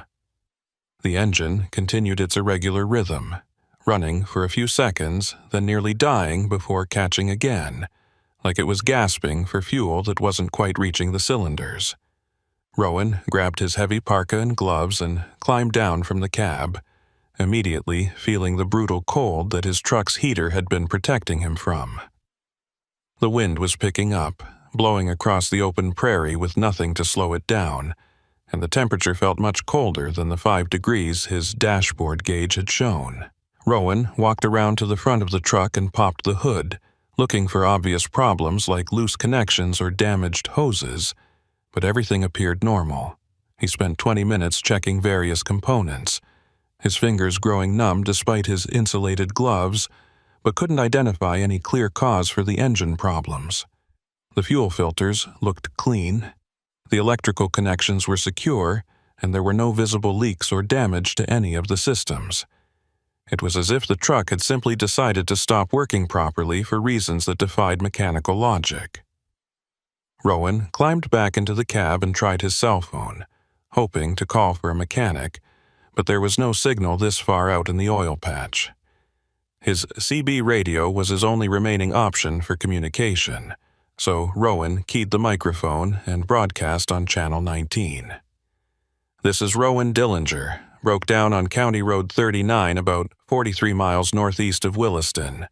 Engine running rough, possible fuel delivery issue. Anyone in the area who can assist or relay a message to a repair service? He released the key and listened to static for several seconds before trying again with the same message. No response came back, which wasn't surprising given how remote this location was and how few other drivers would be working this area during winter. Rowan sat in his idling truck, trying to decide on his next move. He could wait here and hope that another driver would come along and could relay a message for help, but traffic on this road was sparse enough that he might be waiting for hours. He could try to continue driving despite the engine problems, but that risked causing damage that would leave him completely stranded. Or he could start walking back toward Williston, but that would mean abandoning his truck and cargo and hiking over 40 miles in sub-zero temperatures. None of the options were good, but sitting still and waiting felt like the least bad choice. Rowan had emergency supplies in his sleeper berth, enough food and water for several days, and his fuel tank was 3/4 full, which meant he could keep the engine running for heat. He settled in to wait, monitoring his CB radio for any traffic, and hoping that someone would pass by before too long. It was around 10 in the morning when Rowan first noticed the sign.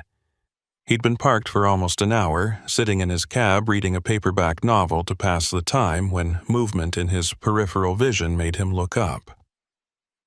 About a 1/4 mile down the road, in the direction he'd been traveling, there was a sign that Rowan was certain hadn't been there when he'd stopped.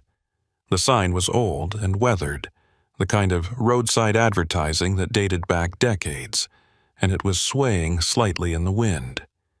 Rowan couldn't read the text from this distance, but the sign's sudden appearance bothered him in a way he couldn't quite articulate.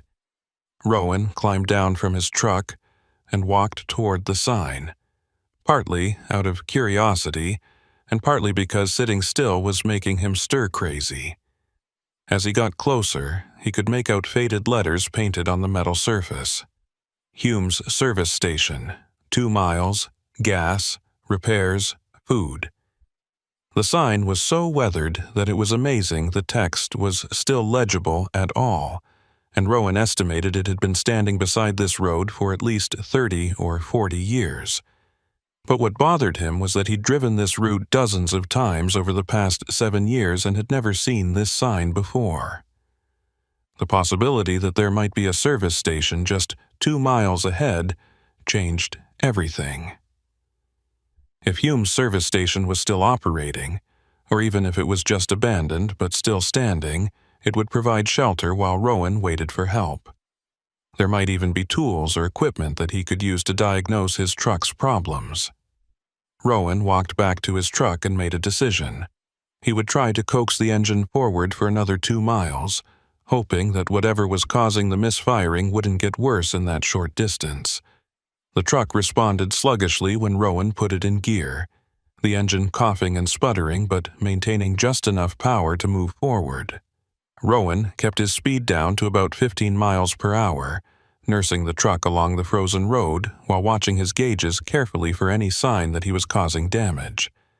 The 2 miles felt much longer than they should have, every misfire making Rowan wince and expect the engine to die completely, but gradually a cluster of buildings appeared in the distance. Hume's service station sat on a flat piece of prairie about 50 yards off the main road, accessible by a snow-covered driveway that didn't look like it had been used in years. The station consisted of 3 buildings arranged in a rough semicircle. A main structure that appeared to house the office and garage bays, a smaller building that might have been a convenience store or restaurant, and what looked like a storage shed or workshop. All 3 buildings were old, their paint faded and peeling, but they appeared to be structurally intact despite obvious years of abandonment. Rowan guided his truck up the driveway, the tires crunching through crusty snow that was at least 6 inches deep. The station's parking area was large enough to accommodate several big rigs, and Rowan pulled into a spot near the main building where his truck would have some protection from the wind. As soon as he shut off the engine, the silence was overwhelming. No traffic noise from the road, no sound of oil field operations in the distance. Just wind whistling through the abandoned buildings and the occasional creak of metal expanding and contracting in the cold. Rowan sat in his cab for several minutes, studying the buildings and trying to understand why this place made him uneasy.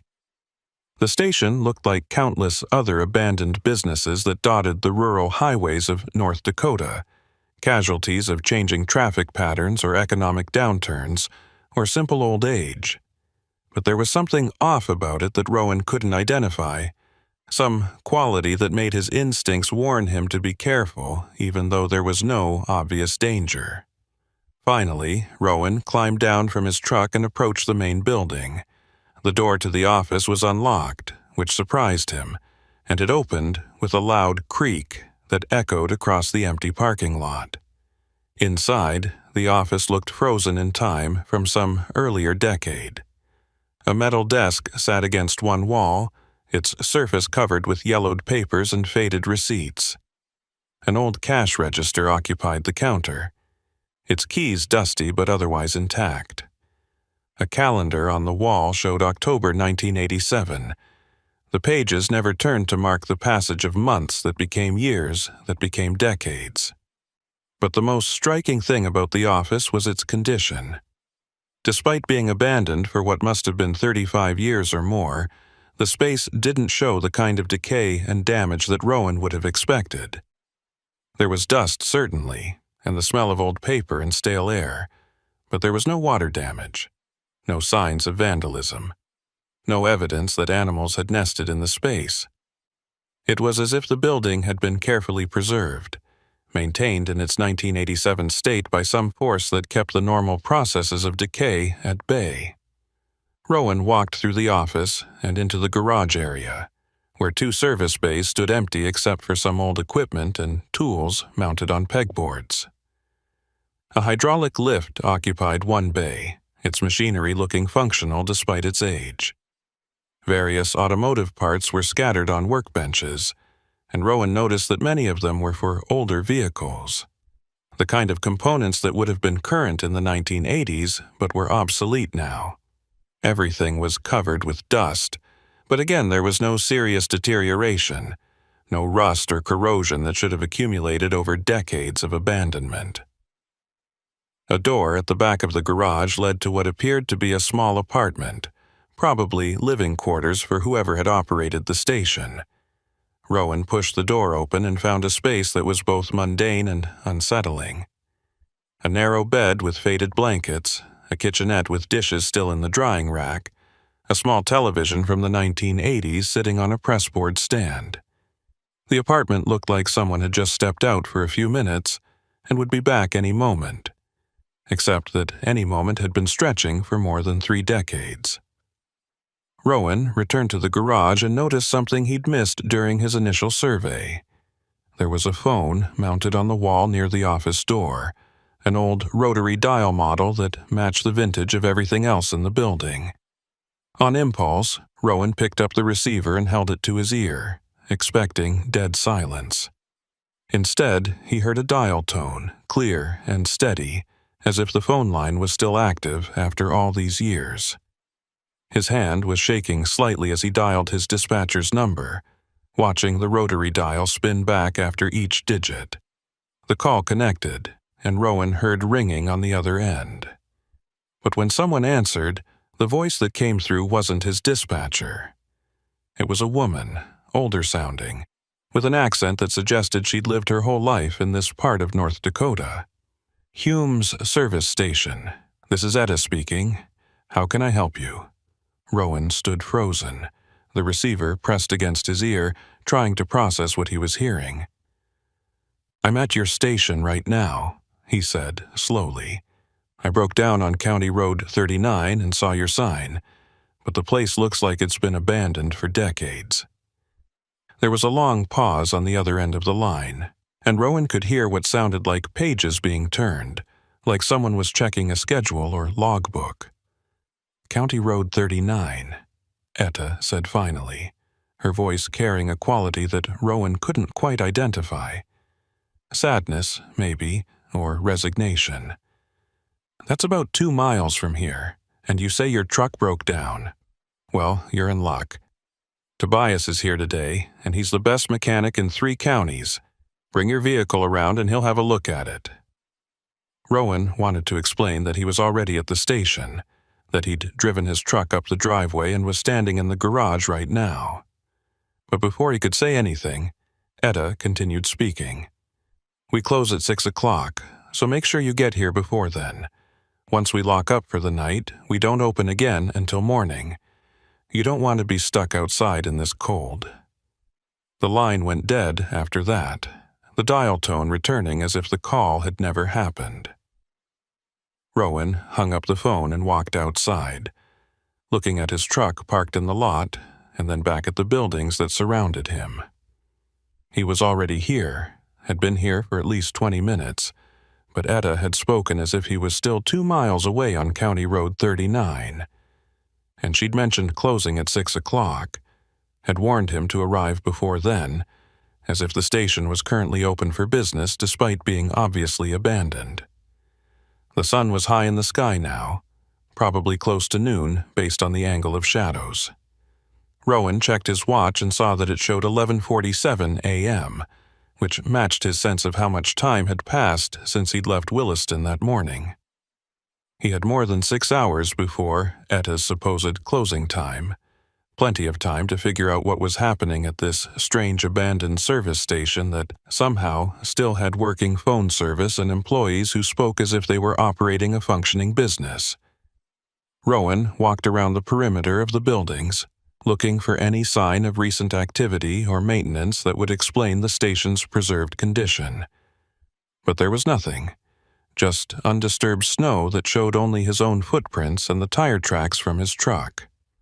No other vehicles had been here recently. No one had cleared the snow or maintained the buildings, yet everything remained intact, as if frozen in time at the moment it closed in 1987. As Rowan completed his circuit of the property, he noticed something that made his skin crawl. The sign he'd seen on the road, the weathered advertisement for Hume's service station, was no longer visible from this angle. He walked back out to the road and looked in the direction where the sign had been standing, but saw only empty prairie stretching to the horizon. The sign had vanished as completely as if it had never existed, leaving no post or foundation to mark where it had stood. Rowan returned to his truck and tried the engine, hoping that whatever had been causing the misfiring had somehow resolved itself. The engine turned over, but wouldn't start, wouldn't even catch for a moment before dying again. He was well and truly stuck now, parked at an abandoned service station that shouldn't exist, with a phone line that connected to people who spoke as if they were working at a business that had closed decades ago. And he had until 6 o'clock to figure out what was happening here, before whatever strange rules governed this place changed in ways that Rowan suspected he really didn't want to experience. Rowan sat in his truck cab with the engine off, watching his breath form clouds in the rapidly cooling air. The heater had been keeping things comfortable while the engine was running, but now that it was dead, the cold was seeping in through every seal and gap in the cab. The temperature gauge on his dashboard still showed 5 degrees outside, but Rowan knew from experience that sitting still in this kind of weather would become dangerous within a few hours.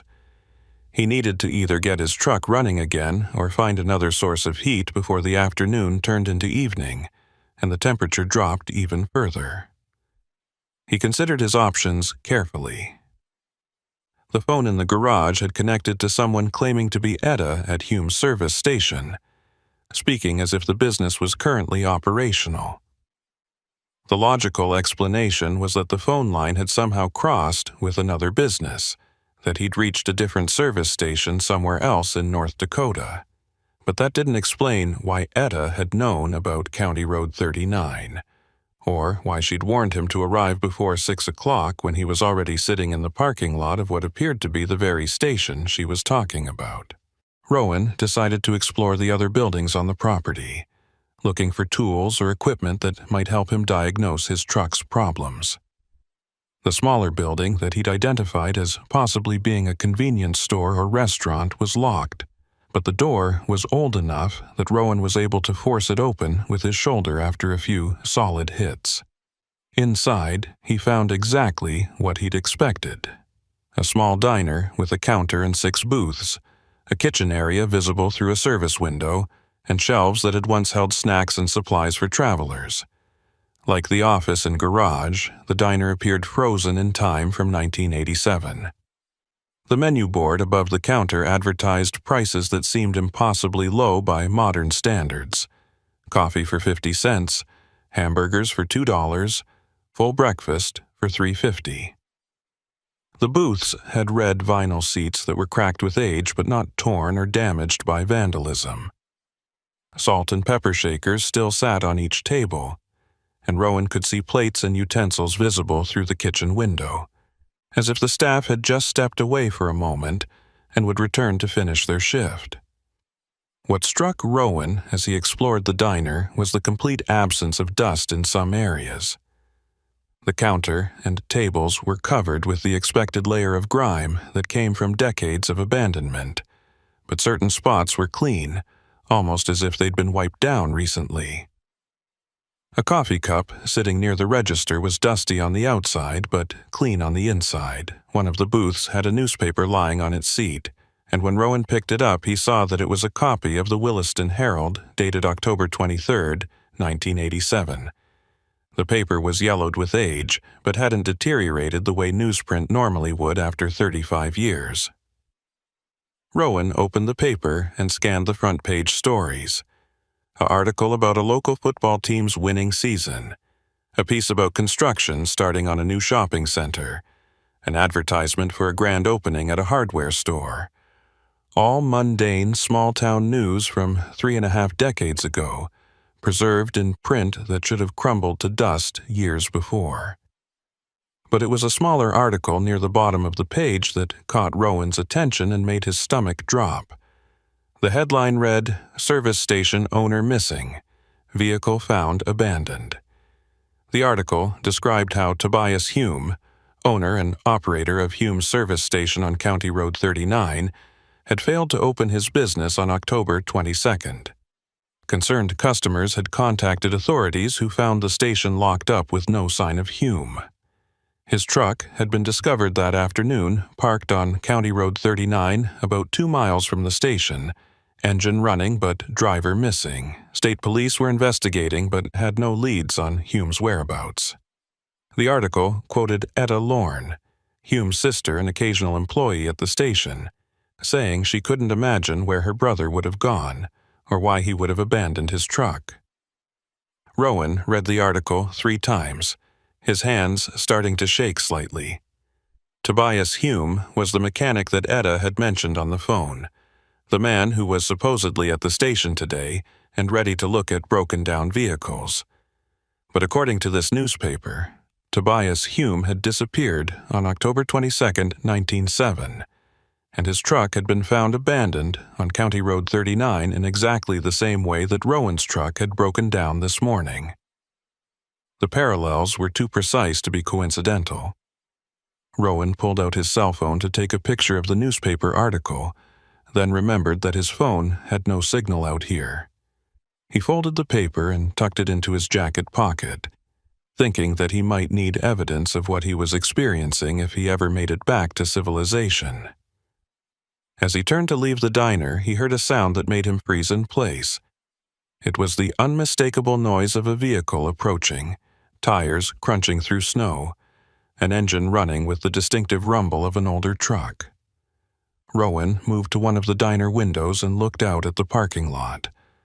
A pickup truck had pulled in beside his rig, an old Ford from the 1980s with faded blue paint and a toolbox mounted in the bed.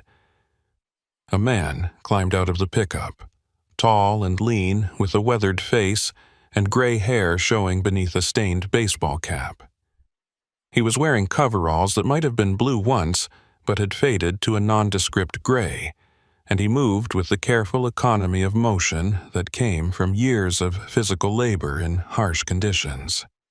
The man walked around Rowan's truck slowly, examining it with the practiced eye of someone who'd been working on vehicles for decades. He popped the hood and leaned in to inspect the engine compartment, then walked back to his pickup and retrieved a toolbox. Rowan watched all this through the diner window, his mind trying to process what he was seeing. The man had to be Tobias Hume, matching the description Etta had given and arriving at the station just as she'd promised.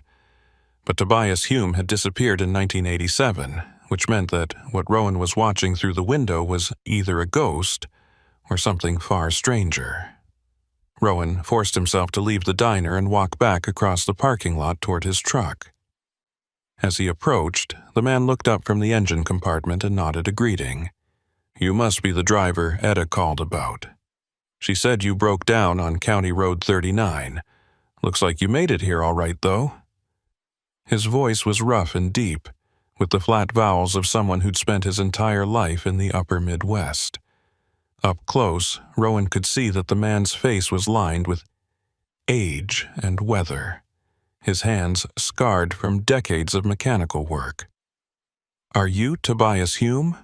Rowan asked, his voice coming out steadier than he felt. The man nodded. "That's right. And you are?"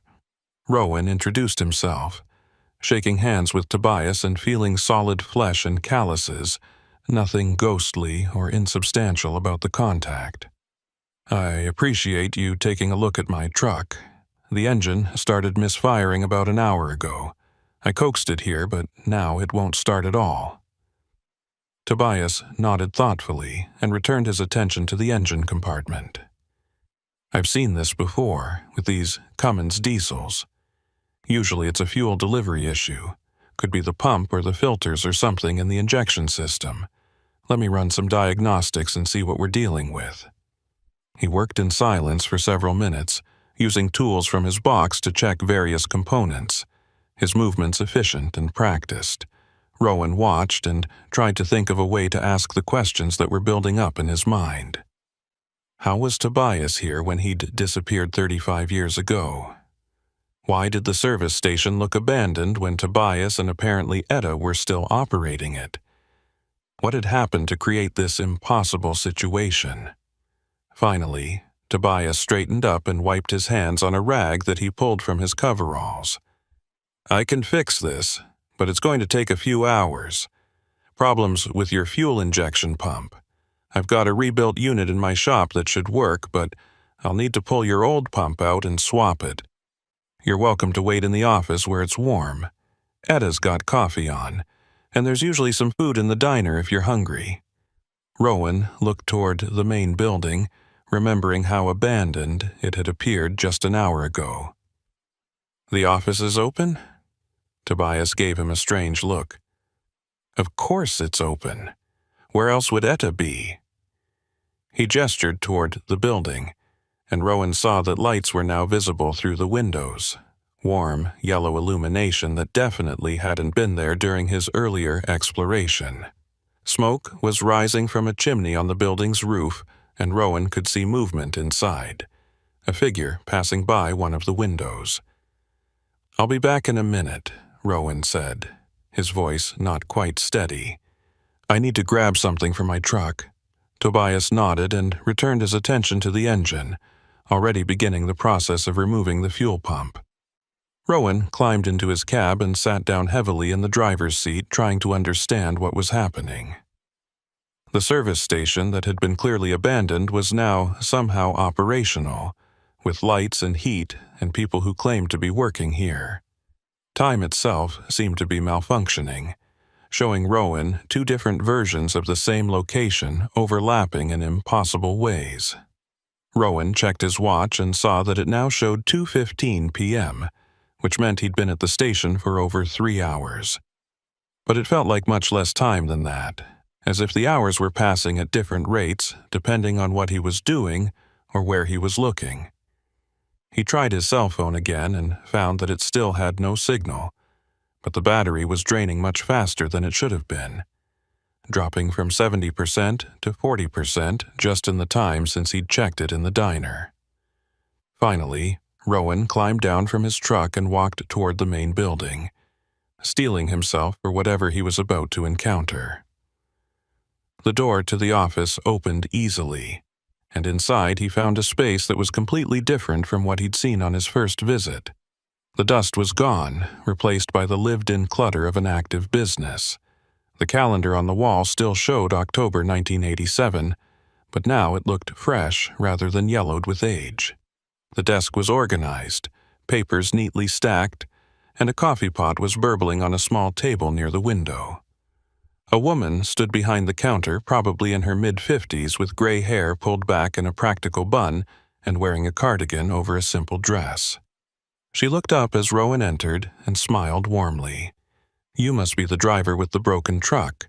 I'm Etta Lorne. My brother Tobias said you made it here just fine. Can I get you some coffee while you wait?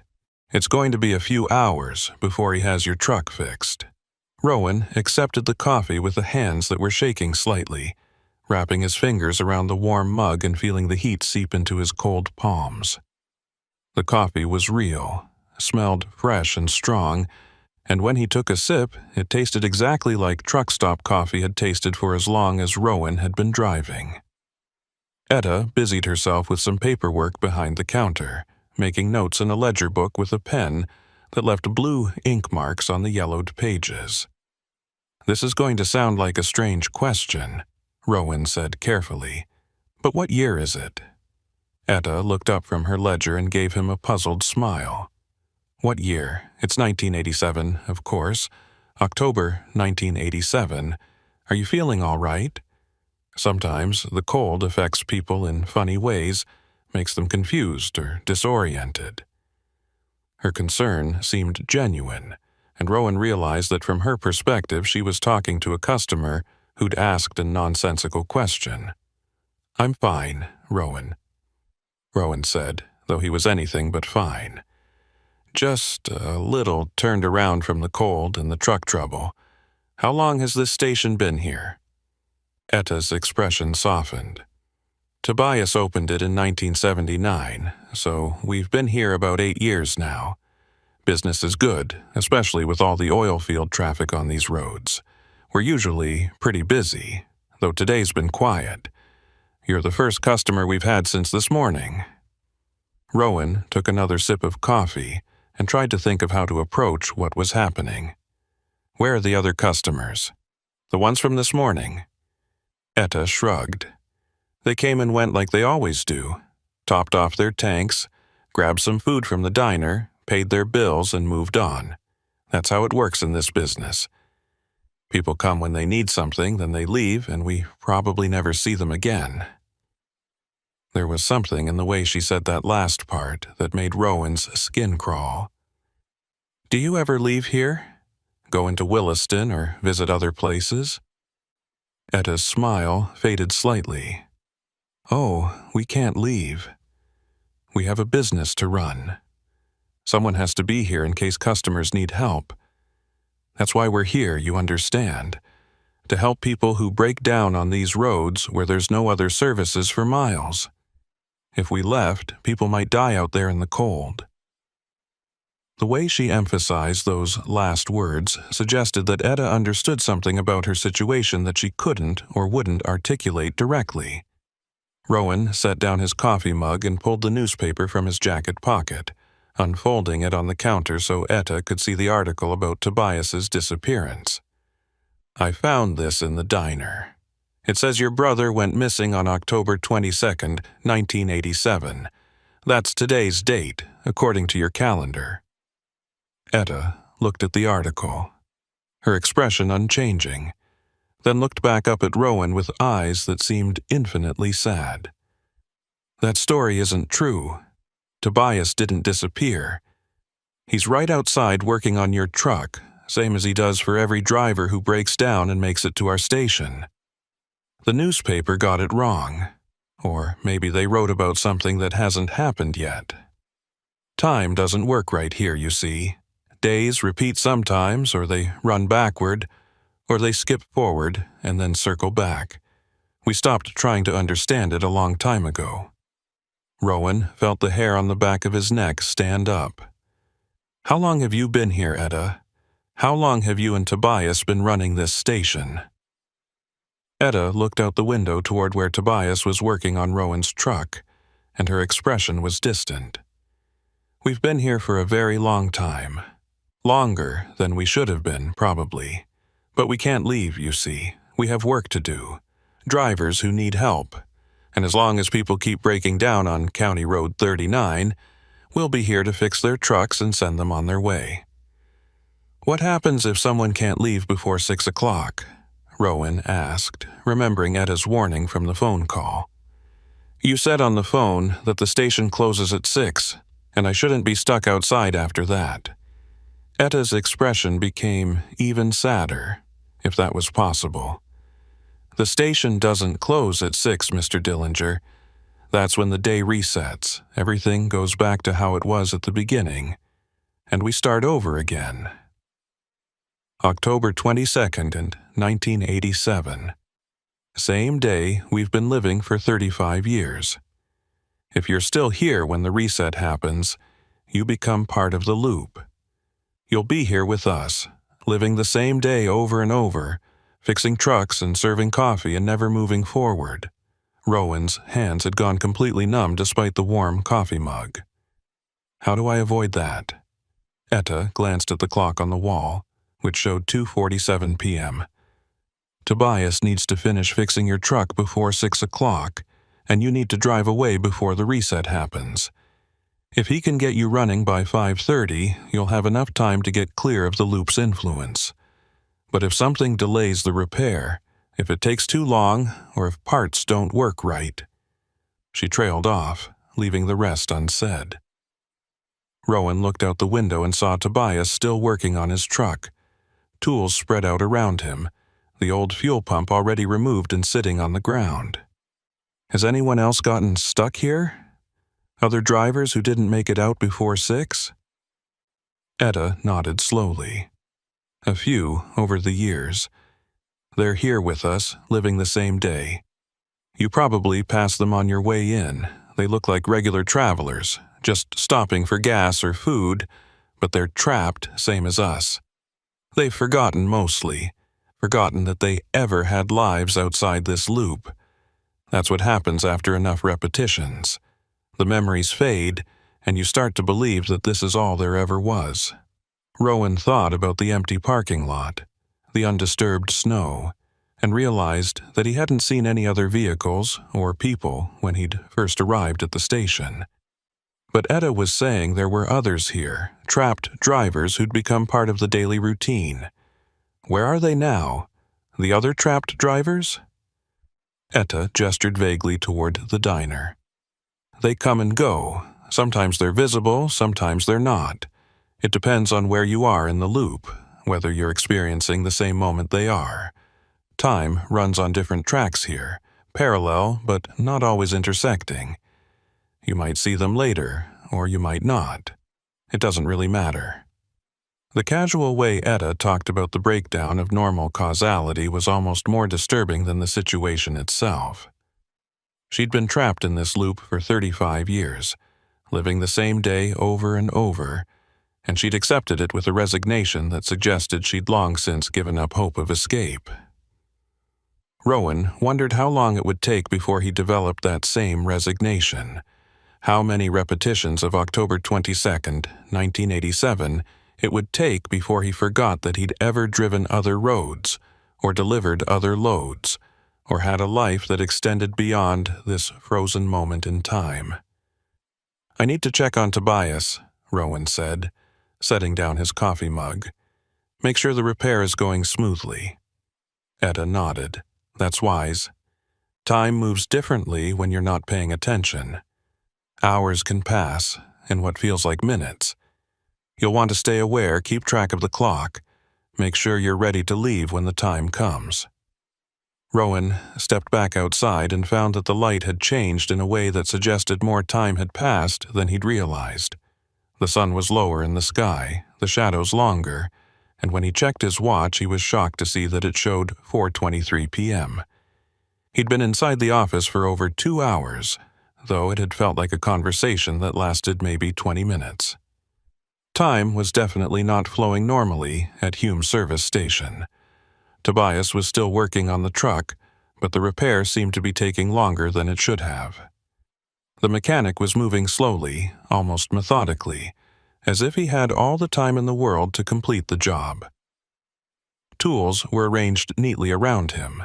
The old fuel pump sat beside the new one, but the actual installation seemed to be progressing at a glacial pace. Rowan approached and asked how much longer the repair would take. Tobias looked up and wiped sweat from his forehead despite the cold temperature. Should be done in another hour or so. These injection pumps can be tricky to install properly. Don't want to rush it and have you break down again 10 miles down the road. An hour would put them right at the edge of Etta's deadline, with barely any margin for error.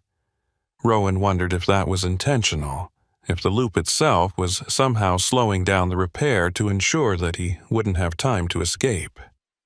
"Is there anything I can do to help?" Rowan asked, though he knew almost nothing about diesel engine repair. Tobias shook his head. "Best thing you can do is stay warm and stay ready to leave. When I get this installed and tested, you're going to want to drive out of here immediately. Don't stop, don't look back, just get on that road and put as many miles as you can between yourself and this station before 6 o'clock. The urgency in Tobias's voice suggested that he understood the stakes, that he knew what would happen if Rowan was still here when the day reset. Rowan went back to his truck cab and gathered his important belongings, making sure he had his wallet, his phone, his paperwork, everything he would need if he had to abandon the truck and run. He also grabbed a tire iron from his toolkit, though he wasn't sure what good it would do against forces that could trap people in repeating days. The minutes crawled by with agonizing slowness. Rowan watched from his cab as Tobias worked, each movement careful and precise, and tried not to think about what would happen if they ran out of time. The sun continued its descent toward the horizon, the shadows lengthening across the frozen prairie, and Rowan's watch showed 5:17 p.m. when Tobias finally closed the hood and walked over to knock on the driver's side window. "Try it now," Tobias said, his face grim. "If the engine starts and runs smooth, you need to leave immediately. Don't wait, don't thank me, just drive." Rowan turned the key and felt a surge of relief as the engine turned over and caught, running with the smooth, steady rhythm that it should have had all along. He let it idle for a moment, listening carefully for any sign of the misfiring that had stranded him, but the engine sounded perfect. Rowan looked at Tobias through the window and saw something in the mechanic's expression that might have been envy or might have been relief. "Thank you," Rowan said, knowing the words were inadequate but not knowing what else to say. Tobias nodded once, then stepped back from the truck. "Go now, and don't come back to this road if you can help it. Some places aren't meant for the living." Rowan put his truck in gear and pulled away from Hume's service station without looking back, his eyes fixed on the snow-covered driveway that led back to County Road 39. The engine was running smoothly now, no trace of the misfiring that had stranded him here, and Rowan pushed his speed as fast as he dared on the slippery surface. His watch showed 5:19 p.m., which meant he had 41 minutes to get clear of whatever influence kept this place locked in an endless repetition of October 22nd, 1987. The driveway seemed longer than it had when Rowan had driven in that morning, the 50 yards stretching into what felt like hundreds of yards. He kept his foot steady on the accelerator, fighting the urge to floor it and risk losing control on the ice. The main road appeared ahead, and Rowan felt a surge of relief as his tires hit the relatively better surface of County Road 39. He turned south, back toward Williston, and checked his mirrors one final time. The service station was still visible behind him, lights glowing warmly in the growing dusk. Rowan could see Tobias standing in the parking lot watching him drive away, and through the office window he could make out Etta's silhouette behind the counter. They looked like normal people going about normal business. not souls trapped in a temporal prison that had held them for 35 years. Rowan wondered how many other drivers they'd helped over those decades, how many had made it out before the 6 o'clock reset, and how many had stayed too long and become permanent residents of October 22nd and 19th. The sun was setting rapidly now, the winter day ending early as it always did this far north. The temperature was dropping along with the light, and Rowan could feel the cold intensifying even inside his heated cab. He pushed his speed up to 45 miles per hour, faster than was really safe on this rough road, but necessary if he wanted to put enough distance between himself and the station before whatever happened at 6 o'clock. Rowan had been driving for about 10 minutes when he noticed something that made his stomach clench with fear. The mile markers along the road weren't changing.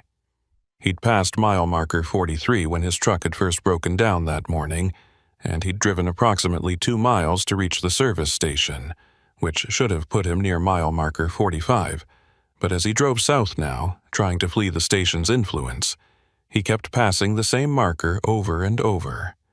Mile marker 43, then a stretch of empty road, then mile marker 43 again, repeating in an impossible loop.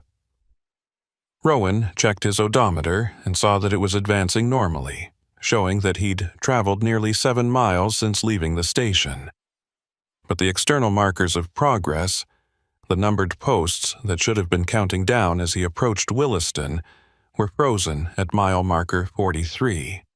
It was as if the road itself was a treadmill, allowing his truck to move forward while keeping him in the same location relative to the larger world. The clock on his dashboard showed 5:34 p.m., 26 minutes until the reset that Etta had warned him about. Rowan tried his CB radio, hoping to reach another driver who might be somewhere on this road, someone who could confirm whether he was actually moving or just spinning his wheels in some kind of spatial loop. "This is Rowan Dillinger on County Road 39, requesting any driver in the area to respond. I need confirmation of my position. Over." The response came immediately, but it wasn't from another trucker. It was Etta's voice crackling through the speaker with that same sad resignation he'd heard in the station office. "You're not going to make it, Mr. Dillinger. The loop extends for 10 miles in every direction from the station. You can't drive fast enough to get clear before 6 o'clock. No one ever does.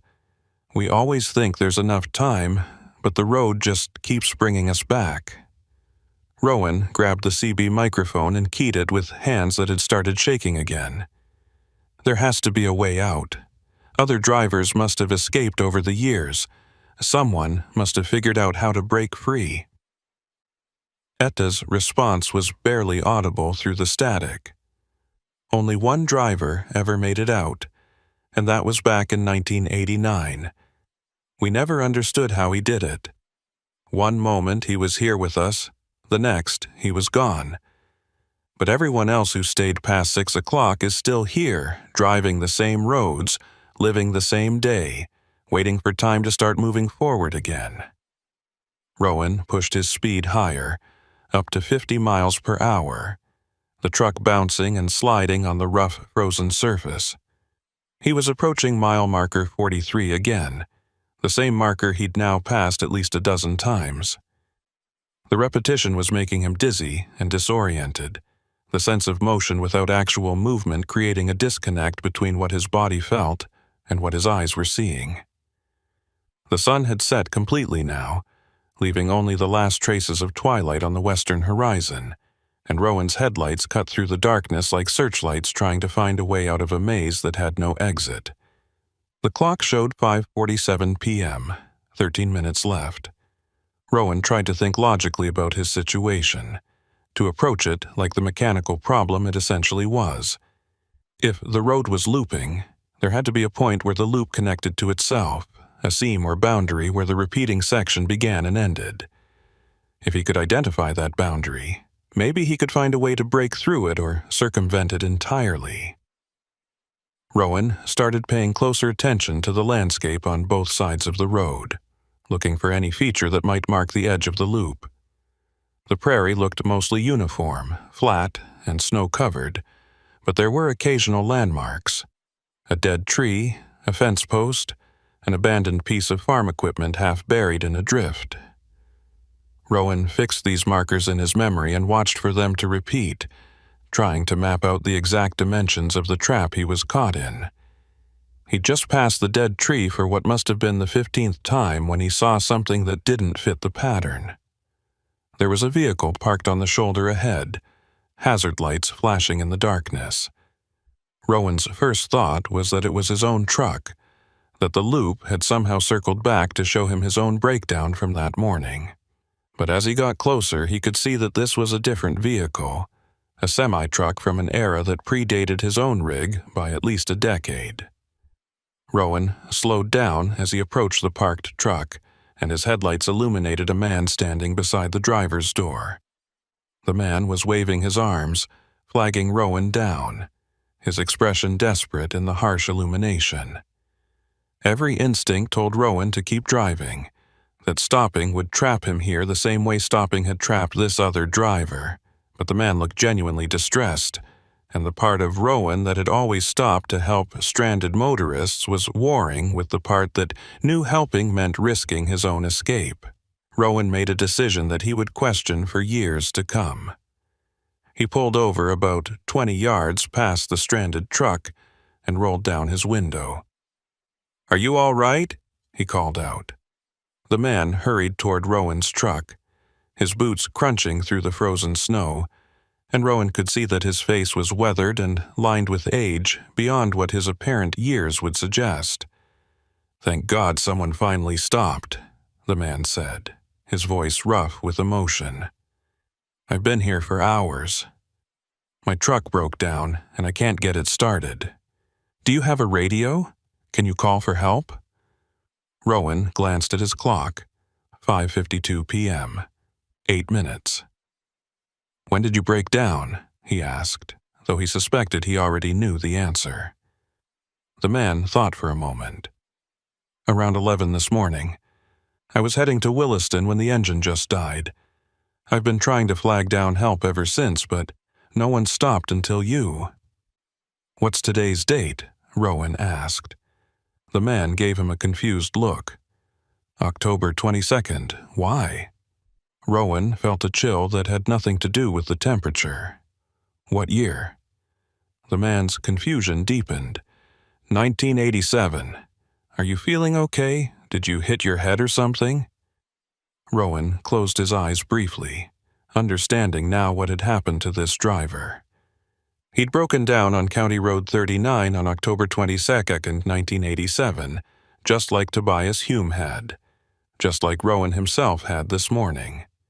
But instead of making it to the service station or managing to escape before 6 o'clock, this driver had been trapped on the road itself, living the same day over and over without even realizing it.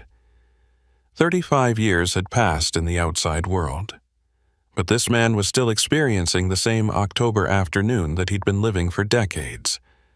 "I can't stop," Rowan said, his voice tight. "I'm sorry, but if I stop, I'll be trapped here with you. There's a service station about 2 miles north. If you can get your truck running, head there. They'll help you. But you need to leave before 6 o'clock. The man's expression shifted from confusion to something that might have been understanding or might have been fear. "What happens at 6 o'clock?" Rowan checked his clock. 5:55 p.m. 5 minutes. "The day resets. Everything goes back to the beginning. If you're still here when it happens, you'll be stuck repeating this day forever." The man stepped back from Rowan's truck, his face pale in the reflected glow of the headlights. "How long have I been here? Really?" Rowan put his truck in gear, knowing he needed to keep moving, but unable to just drive away without giving this trapped driver some answer. 35 years. "I'm sorry." Rowan pulled back onto the road and accelerated, watching in his mirrors as the man stood motionless beside his broken truck, processing the truth about his situation. Rowan wondered how many others were trapped out here on this endless loop of highway. Drivers who'd broken down at the wrong time in the wrong place and had never managed to escape. The landscape of County Road 39 might be dotted with them, visible only at certain times or from certain angles, all of them caught in their own personal versions of hell. The clock showed 5:58 p.m. 2 minutes. Rowan was still passing mile marker 43 at regular intervals, still trapped in the same section of road that he'd been driving for the past 40 minutes. The panic was building in his chest now, making it hard to breathe, and he forced himself to focus on the one thing that might still save him: the driver who'd escaped in 1989. Etta had mentioned him specifically, had said no one understood how he'd gotten out. There had to be something different about what that driver had done, some action or decision that had broken the loop's hold. Rowan tried to think like that unknown driver might have thought. What would make someone attempt something different? Something that went against the obvious logic of trying to outrun the loop by driving faster. The answer came to him with sudden clarity. The successful driver hadn't tried to escape by going forward. He'd done something else entirely, something counterintuitive that had broken the pattern. The clock showed 5:59 p.m. 1 minute. Rowan made a decision based on nothing but intuition and desperation. Instead of continuing to drive forward, fleeing south toward Williston, he cranked his wheel hard to the left and drove his truck straight off the road into the prairie. The truck bounced and lurched over the uneven ground, snow spraying up around the hood, and Rowan fought the wheel to keep the heavy rig from tipping over or getting stuck. He was driving perpendicular to County Road 39 now, heading west across open prairie where no road existed, smashing through snowdrifts and frozen vegetation. The truck's headlights illuminated nothing but endless white landscape, and Rowan had no idea where he was going or what he was trying to accomplish. But staying on the road had been keeping him trapped, so the only option left was to leave the road entirely.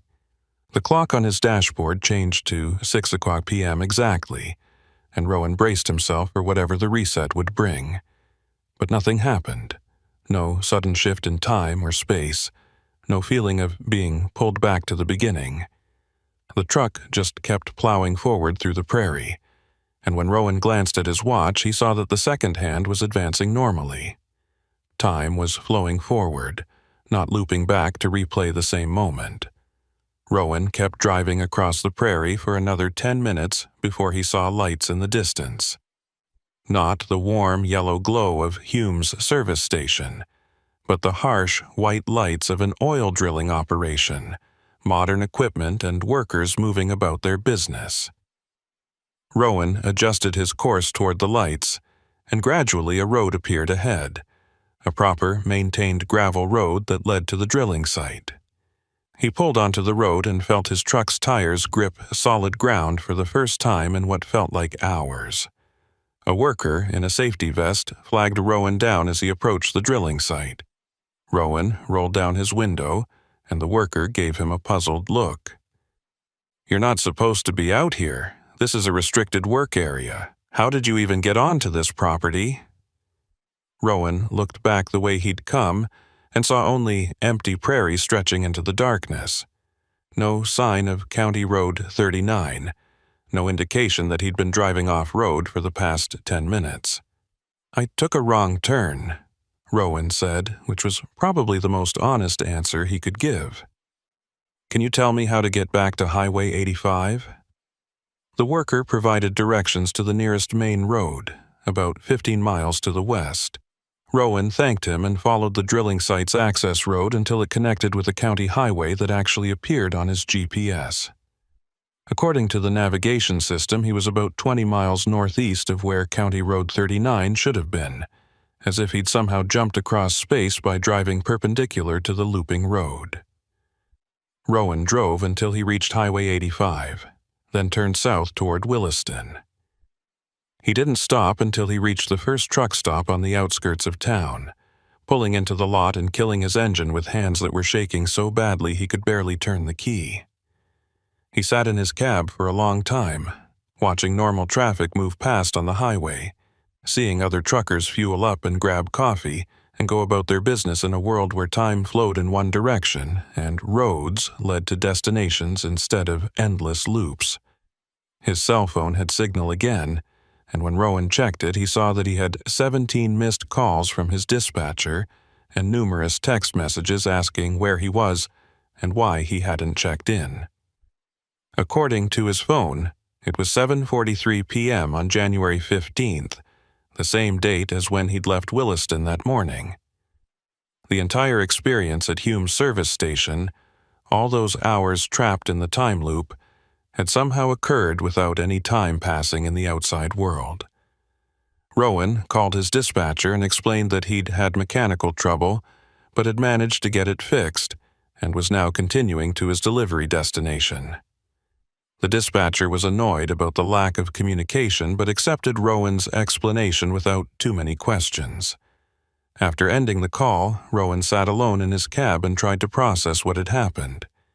He'd been trapped in a temporal loop that had held Tobias Hume and Etta Lorne for 35 years. He'd met other drivers who'd been caught in the same trap, some of them unaware that decades had passed while they lived the same day over and over. Rowan pulled out his phone and did a search for Hume's service station. The results were sparse, just a few historical references and a brief mention in an article about abandoned businesses in rural North Dakota. According to the article, the station had closed in late 1987 after the owner disappeared under mysterious circumstances. Several other people had gone missing in the area over the years, and local residents avoided County Road 39 during winter months, though the article didn't explain why. What bothered Rowan most was the realization that Tobias and Etta were still there, still trapped in their endless October day, still helping drivers who broke down and made it to their station before 6 o'clock. The mechanic had fixed Rowan's truck knowing that he himself would never escape, had sent Rowan on his way with urgency and something that might have been hope that at least one more person would make it out. Rowan wondered how many drivers over the past 35 years had received that same help, how many had escaped because Tobias Hume was still doing his job even though he'd been dead in the outside world since 1987. Rowan started his engine and pulled out of the truck stop, heading northeast toward his delivery destination. But he knew he'd never forget Hume's service station or the people trapped there. The experience had fundamentally changed how he understood the roads he drove, revealed that beneath the mundane surface of highways and delivery schedules, there existed places where reality itself malfunctioned. Places where time became a prison instead of a river flowing toward the future. As Rowan drove through the North Dakota night, his CB radio crackled to life even though he hadn't turned it on. Etta's voice came through the speaker, faint but clear. "Thank you for trying to warn the others, Mr. Dillinger. Most drivers who escape never think about the ones who are still trapped. But you stopped. You tried to help that driver on the road. That kindness means more than you know. Safe travels. And remember us when you drive these northern routes. Remember that some of us are still here, still waiting for time to start moving forward again." The radio went silent after that, no matter how Rowan tried to respond. He drove on through the darkness, carrying with him the knowledge that County Road 39 held secrets that would never appear in any official records. Tobias Hume and Etta Lorne would continue their endless October day, fixing trucks and serving coffee, helping drivers who broke down in the wrong place at the wrong time. And scattered along that road were others who hadn't made it to the station, or hadn't left before 6 o'clock, all of them trapped in their own personal loops, unaware that the world had moved on without them. Rowan made his delivery and returned to Williston, then immediately requested a route change from his dispatcher. He would never drive County Road 39 again, would never risk returning to that stretch of highway where time refused to flow normally. But he knew the road was still there, still claiming drivers who made the mistake of breaking down at mile marker 43, still offering the false hope of rescue at a service station that existed in 1987, but nowhere else. 3 months passed before Rowan could bring himself to talk about what had happened at Hume's service station. He'd completed his delivery that night, returned to Williston, and immediately requested reassignment to routes that kept him away from the remote oil patch roads where County Road 39 waited for drivers who made the mistake of breaking down in the wrong location. His dispatcher had questioned the sudden change, had pointed out that the oil field contracts paid significantly better than standard freight hauling, but Rowan had been adamant. No amount of money was worth the risk of returning to that stretch of highway where time itself had become a trap. The nightmares started about a week after his escape. Always the same scenario, with minor variations that somehow made each iteration worse than the last. Rowan would be driving through the North Dakota prairie, hauling a load to some distant drilling site when his engine would start to misfire. He'd pull over to investigate and find himself at Hume's service station, the buildings appearing out of the snow like they'd been waiting for him all along. Tobias would be there, tools in hand, ready to fix whatever had broken. Etta would offer coffee and make small talk about the weather, and Rowan would watch the clock tick towards 6 p.m., knowing that he wouldn't make it out in time, that this repetition would be the one where he became a permanent resident of October 22nd, 1907. He'd wake up from these dreams drenched in sweat despite the cold temperature in his sleeper berth, his heart hammering against his ribs like it was trying to break free. The worst part was the growing uncertainty about whether his escape had been real or just another layer of the loop. Maybe he was still there at the station, living out some fantasy of escape while his body remained trapped in that parking lot, going through the same motions day after day without realizing that time had stopped moving forward. Rowan started researching the history of County Road 39 and Hume's service station, spending his downtime at truck stops and rest areas digging through online archives and historical records. What he found only deepened the mystery and made his unease grow stronger. The station had indeed existed, operated by Tobias Hume from 1979 until his disappearance in October 1987. But the details of that disappearance were stranger than Rowan had realized from the brief newspaper article he'd found in the station's diner. According to police reports that Rowan managed to access through a contact in law enforcement, Tobias Hume's truck had been found running on County Road 39 with the engine in perfect working order. There was no mechanical failure that would explain why Hume had abandoned his vehicle. His wallet and personal belongings were still in the cab, and there were no signs of struggle or foul play. Tobias had simply vanished, as if he'd stepped out of his truck and walked into another dimension. Search teams had combed the area for weeks, but found no trace of him. No footprints in the snow, no evidence that he'd wandered away from his vehicle and succumbed to exposure. What bothered Rowan most was a detail buried deep in the supplementary reports. Several witnesses had called the police on October 22nd to report that they'd stopped at Hume's service station that morning for fuel and service, had interacted with Tobias and his sister Etta, and had paid for their purchases before continuing their journeys. But when investigators interviewed these witnesses more carefully, inconsistencies emerged in their stories. They couldn't provide receipts for their purchases. They couldn't remember specific details about their interactions. And when pressed about the exact timing of their visits, their memories became fuzzy and contradictory. The police had ultimately dismissed these reports as mistaken recollections, or cases of people confusing Hume's station with other similar businesses. But Rowan understood what had really happened. Those witnesses had encountered the time loop, had stopped at the station during one of its manifestations, and had somehow made it out before 6 o'clock. Their memories of the experience were degraded because they'd witnessed something that shouldn't have been possible, and their minds had tried to rationalize it into something that made sense within normal causality. Rowan also found references to other disappearances on County Road 39 dating back decades before Tobias Hume's vanishing.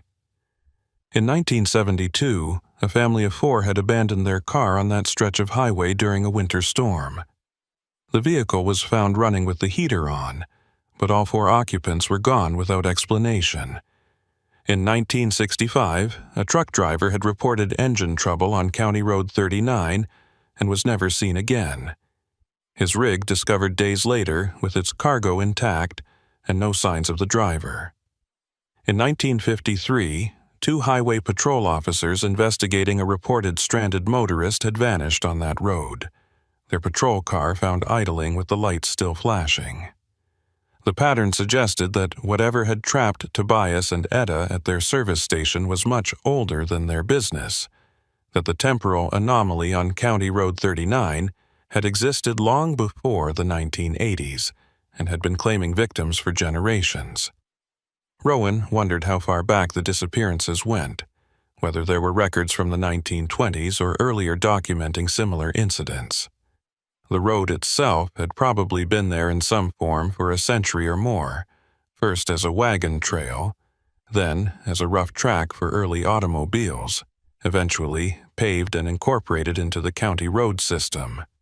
How many travelers over those decades had broken down in the wrong spot and found themselves trapped in an endless loop of time?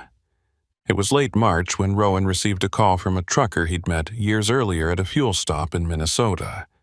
The man's name was Dale Pritchard, and he specialized in hauling equipment to remote drilling sites across the northern plains. Dale had heard through the trucking community's informal network that Rowan was refusing oil patch contracts and had specifically requested to avoid routes through northwestern North Dakota. He wanted to know why, and something in his tone suggested that he already had suspicions about the answer. Rowan met Dale at a truck stop in Fargo, far enough from County Road 39 that Rowan could discuss what had happened without feeling like the road itself might somehow overhear the conversation. They sat in a booth at the back of the diner section, coffee cups between them, and Rowan told the entire story from beginning to end. The engine trouble, the mysterious sign advertising Hume's service station, the buildings that appeared abandoned but became fully operational once he was trapped inside their influence, the newspaper article about Tobias Hume's disappearance, the phone call to Etta, the repair that took just long enough to bring him to the edge of the 6 o'clock deadline, the desperate drive trying to escape the loop, passing the same mile marker over and over, the trapped driver who'd been living October 22, 1987 for 35 years without knowing it. And finally, the counterintuitive decision to drive perpendicular to the road, breaking the loop by refusing to play by its rules. Dale listened without interrupting, his expression growing more serious as the story progressed. When Rowan finished, Dale sat in silence for a long moment, staring into his coffee as if it might contain answers to questions he'd been carrying for years. Finally, he looked up and spoke in a voice so quiet that Rowan had to lean forward to hear him clearly. "I've been on that road. Not County Road 39 specifically, but other roads like it. Roads where time doesn't flow right, where breaking down means more than just mechanical failure. I've seen things out there in the oil patch that I can't explain, encounters with people and places that shouldn't exist. And I've known drivers who disappeared, good professional drivers who just vanished without explanation while running those remote routes." Dale pulled a small notebook from his jacket pocket and flipped through pages covered with handwritten notes and sketches. "I started documenting this stuff about 10 years ago, after my first encounter with something impossible. There's a stretch of Highway 22 in Montana where truck stops appear and disappear, depending on when you're driving through. There's a section of Route 200 in North Dakota where some drivers report losing hours of time without any memory of what happened. There's County Road 15 in South Dakota, where multiple truckers have reported seeing convoys of trucks from the 1950s that vanish when you try to follow them. The pattern is always the same: remote roads, harsh weather conditions, and temporal anomalies that trap people or make them disappear. Rowan felt a chill that had nothing to do with the temperature. Are you saying there are multiple locations like Hume's service station? Multiple places where people are trapped in time loops? Dale nodded slowly. At least a dozen that I've documented, probably more that I haven't found yet. The northern plains are full of these dead zones, places where reality doesn't work the way it should. Most truckers who encounter them either die or escape and never talk about it because they're afraid of being labeled as crazy. But the disappearances keep happening, year after year, and nobody in authority acknowledges that there's a pattern. Dale slid his notebook across the table to Rowan. I want you to add your experience to this record. Write down everything you can remember about Hume's service station, about the layout of the buildings, about Tobias and Etta, about how you managed to escape. Maybe, if we collect enough information, we can start to understand what these places are and how they work. Maybe we can figure out how to warn other drivers, or even how to shut these locations down permanently. Rowan accepted the notebook and spent the next 2 hours writing out a detailed account of his time at the station, including observations and details that he hadn't mentioned in his verbal telling of the story. The way the dust in the office seemed to exist in some areas but not others, as if different parts of the building were experiencing different points in time. The sound of wind that seemed to carry voices speaking languages he couldn't identify. The way Etta's eyes had reflected sadness and resignation. The expression of someone who'd accepted imprisonment without giving up hope that others might escape. The feeling of time moving at different speeds depending on what he was doing or where he was looking. When Rowan finished writing, Dale read through the account carefully, occasionally asking questions or requesting clarification on specific details. Finally, he closed the notebook and looked at Rowan with an expression that might have been respect or might have been pity. You're lucky you figured out the trick of driving perpendicular to the road. Most people who try to escape these loops stay on the roads because that's what makes sense logically. Roads are for driving, so they keep driving forward, trying to outrun whatever is chasing them. But the loops are anchored to the roads themselves, so staying on them means staying trapped. The only way out is to break the connection by leaving the road entirely. How did you learn that? Rowan asked. Dale's expression darkened. Trial and error mostly. I got caught in a temporal loop on Highway 22 back in 2011. Spent what felt like 6 hours driving through the same 30-mile stretch of highway, passing the same landmarks over and over. My fuel gauge showed I should have been running on empty, but the needle never moved below a quarter tank. Time was looping, but physical processes were still occurring, which meant I was burning fuel without the gauge reflecting it. When I finally realized what was happening, I drove straight off the highway into a field, and the loop broke. Turned out I'd only been gone for about 45 minutes in real time, but it felt like I'd been driving for most of a day. Dale leaned back in the booth and rubbed his eyes tiredly. The thing that keeps me up at night is wondering how many drivers are still trapped in these loops right now. How many people are living the same day or hour or minute over and over, unaware that time has stopped for them while the rest of the world moves on. Tobias Hume and his sister have been trapped since 1987, but they're not the only ones. There are probably dozens or hundreds of people scattered across the northern plains, all of them caught in their own personal time prisons, all of them invisible to the outside world.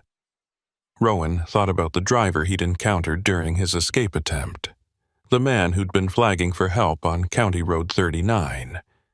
That driver had been trapped for 35 years without knowing it, living the same October afternoon in an endless repetition.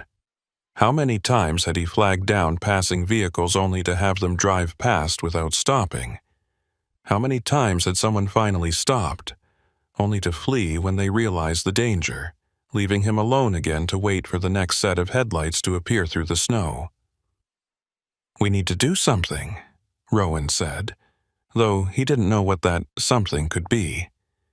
"We can't just document these places and warn people to avoid them. We need to find a way to help the people who are trapped, to break the loops and free them." Dale's smile was sad and knowing. "That's what everyone says at first. But what can we do? We don't understand what causes these temporal anomalies or how to reverse them. We don't even know if the people trapped in the loops can be saved, or if they've become so integrated with the anomalies that freeing them would kill them. All we can do is map out the dangerous locations, warn other drivers when we can, and try to stay out of the traps ourselves." The conversation continued for another hour, with Dale sharing stories of other drivers who'd encountered temporal anomalies on northern roads. A woman who'd driven into a truck stop that claimed to be in 1962 and had barely escaped before the decade trapped her.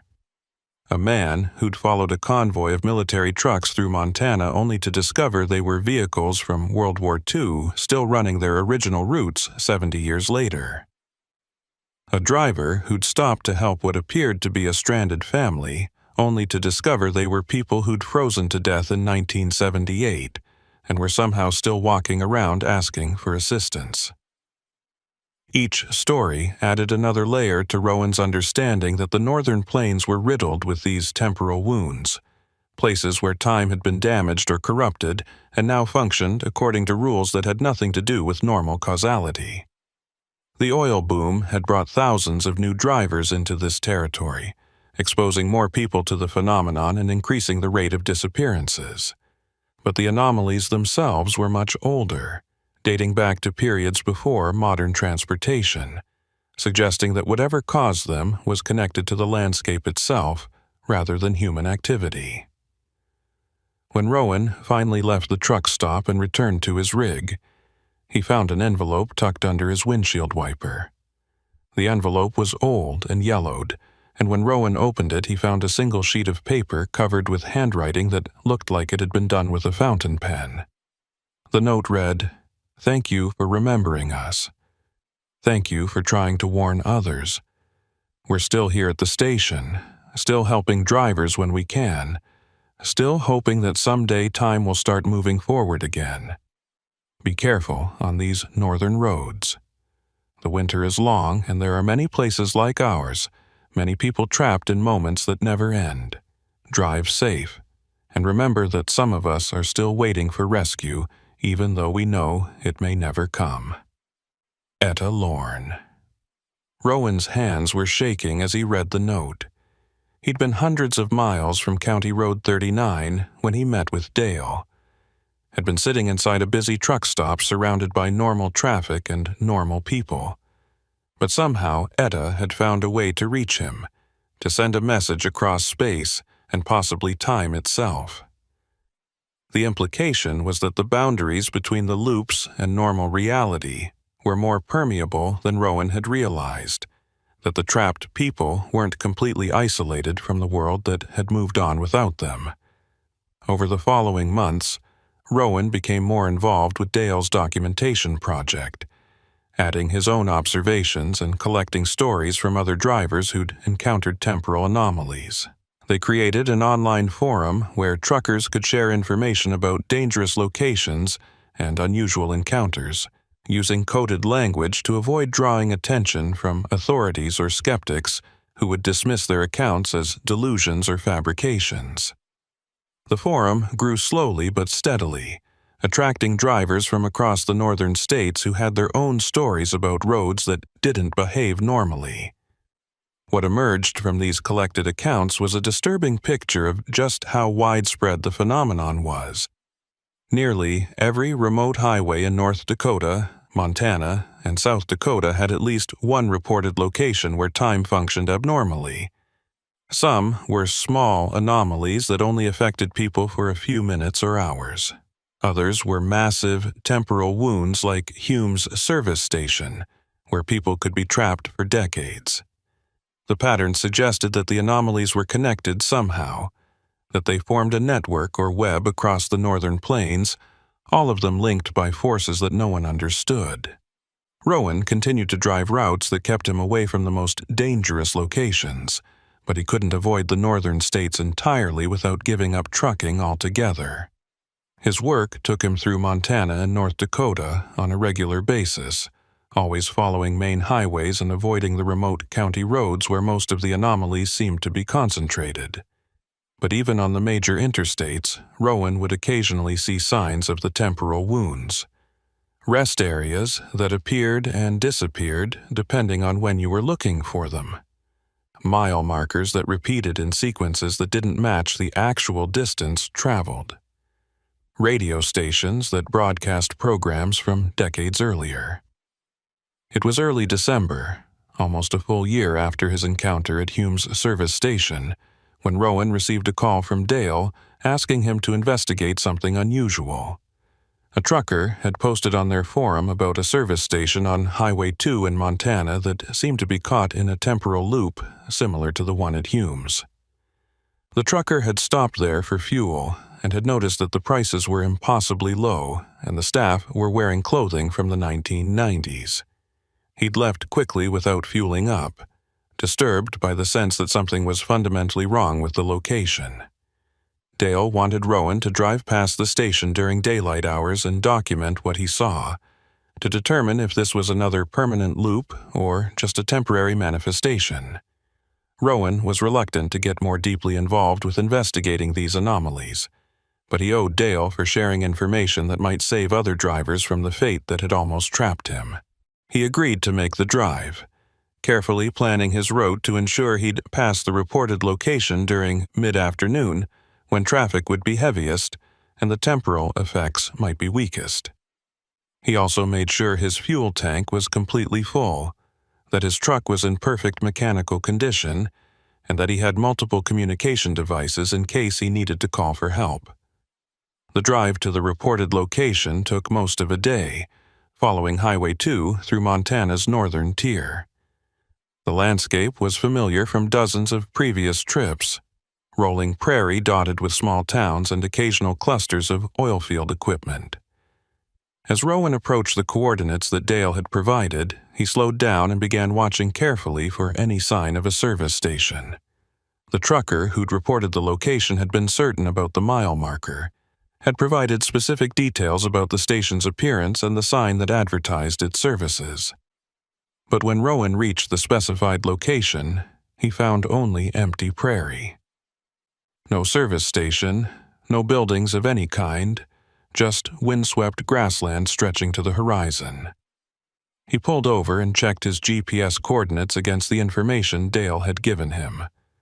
The numbers matched perfectly, confirming that he was in the right location. But there was nothing here, no sign that a business had ever existed on this spot. Rowan sat in his parked truck and watched the empty landscape for 30 minutes, waiting to see if the service station would manifest the way Hume's had appeared from seemingly nowhere. The sun was high in the clear winter sky, and the temperature was cold but not brutally so. Normal mid-December weather for this part of Montana. Nothing unusual or threatening about the scene. Yet Rowan couldn't shake the feeling that he was being watched, that something just beyond his perception was observing him and waiting to see what he would do. Finally, Rowan climbed down from his cab and walked 50 yards out into the prairie, studying the ground for any evidence that buildings had once stood here. What he found made his skin crawl. There were foundation marks in the snow-covered ground, rectangular depressions that suggested structures had existed here at some point. The depressions were arranged in a pattern that matched a typical service station layout: a main building, a smaller outbuilding, possibly fuel pump islands. But the foundations looked old, as if they'd been abandoned for decades. Rowan took photographs with his phone and was about to return to his truck when he heard a sound that made him freeze. It was the distinctive ding of a service station bell, the kind that rang when vehicles drove over a pressure hose. Rowan spun around and saw that the empty prairie was no longer empty. A service station had materialized about 100 yards from where he was standing, its buildings looking solid and real despite having been completely invisible just moments before. The station appeared to be from the 1990s, based on the architectural style and the design of the signs. A main building with large windows, a canopy covering fuel pumps, and a smaller building that looked like it might house repair bays. There was a single vehicle parked at the pumps, an older sedan that matched the vintage of the station itself, and standing beside the sedan was a person, though from this distance Rowan couldn't make out any details about their appearance. Every instinct Rowan had developed over the past year told him to get back in his truck and leave immediately. This was the same pattern as Hume's service station, a location that appeared normal but existed in a different temporal framework than the surrounding world. If Rowan approached the station, if he interacted with the people there or accepted their services, he risked becoming trapped in whatever loop held them. But he'd come here specifically to document this location, to gather information that might help other drivers avoid it. Leaving without learning anything would mean wasting the trip and potentially leaving other truckers at risk. Rowan made a decision that he'd question for years to come. He walked toward the service station slowly, his phone in his hand recording video of everything he saw. As he got closer, more details became visible. The fuel prices posted on the pump islands were from the mid-1990s, less than $1 per gallon. The signs advertising services and amenities were faded but legible, mentioning products and brands that hadn't existed for decades. And the person standing beside the sedan was a woman, middle-aged, wearing clothing that matched the era of the station. The woman looked up as Rowan approached, and her expression cycled through several emotions in rapid succession. Surprise, then confusion, then something that might have been hope, or might have been fear. "Can you see me?" she asked, her voice carrying clearly across the distance between them despite the wind. "Can you actually see me standing here?" Rowan stopped about 20 feet from the woman, maintaining enough distance to run if necessary but close enough to communicate. "Yes, I can see you, and I can see your service station. When is it? What year do you think this is?" The woman's eyes filled with tears. "It's 96, September 14th, 96. That's what the calendar says inside, that's what my watch shows. But you're dressed wrong for 1996. Your truck looks too modern. And the way you're asking the question makes me think that maybe it's not 1996 for you." Rowan felt a profound sadness wash over him. This woman had been trapped here for almost 30 years, living the same September day over and over, unaware that the world had moved on without her. "It's December 2024, Rowan said gently. "I'm sorry. I think you're caught in a temporal loop, the same kind of thing that trapped people at Hume's service station in North Dakota. How did you end up here?" The woman wiped at her eyes with hands that were shaking. "I don't remember. I was driving through Montana, heading to visit family in Washington.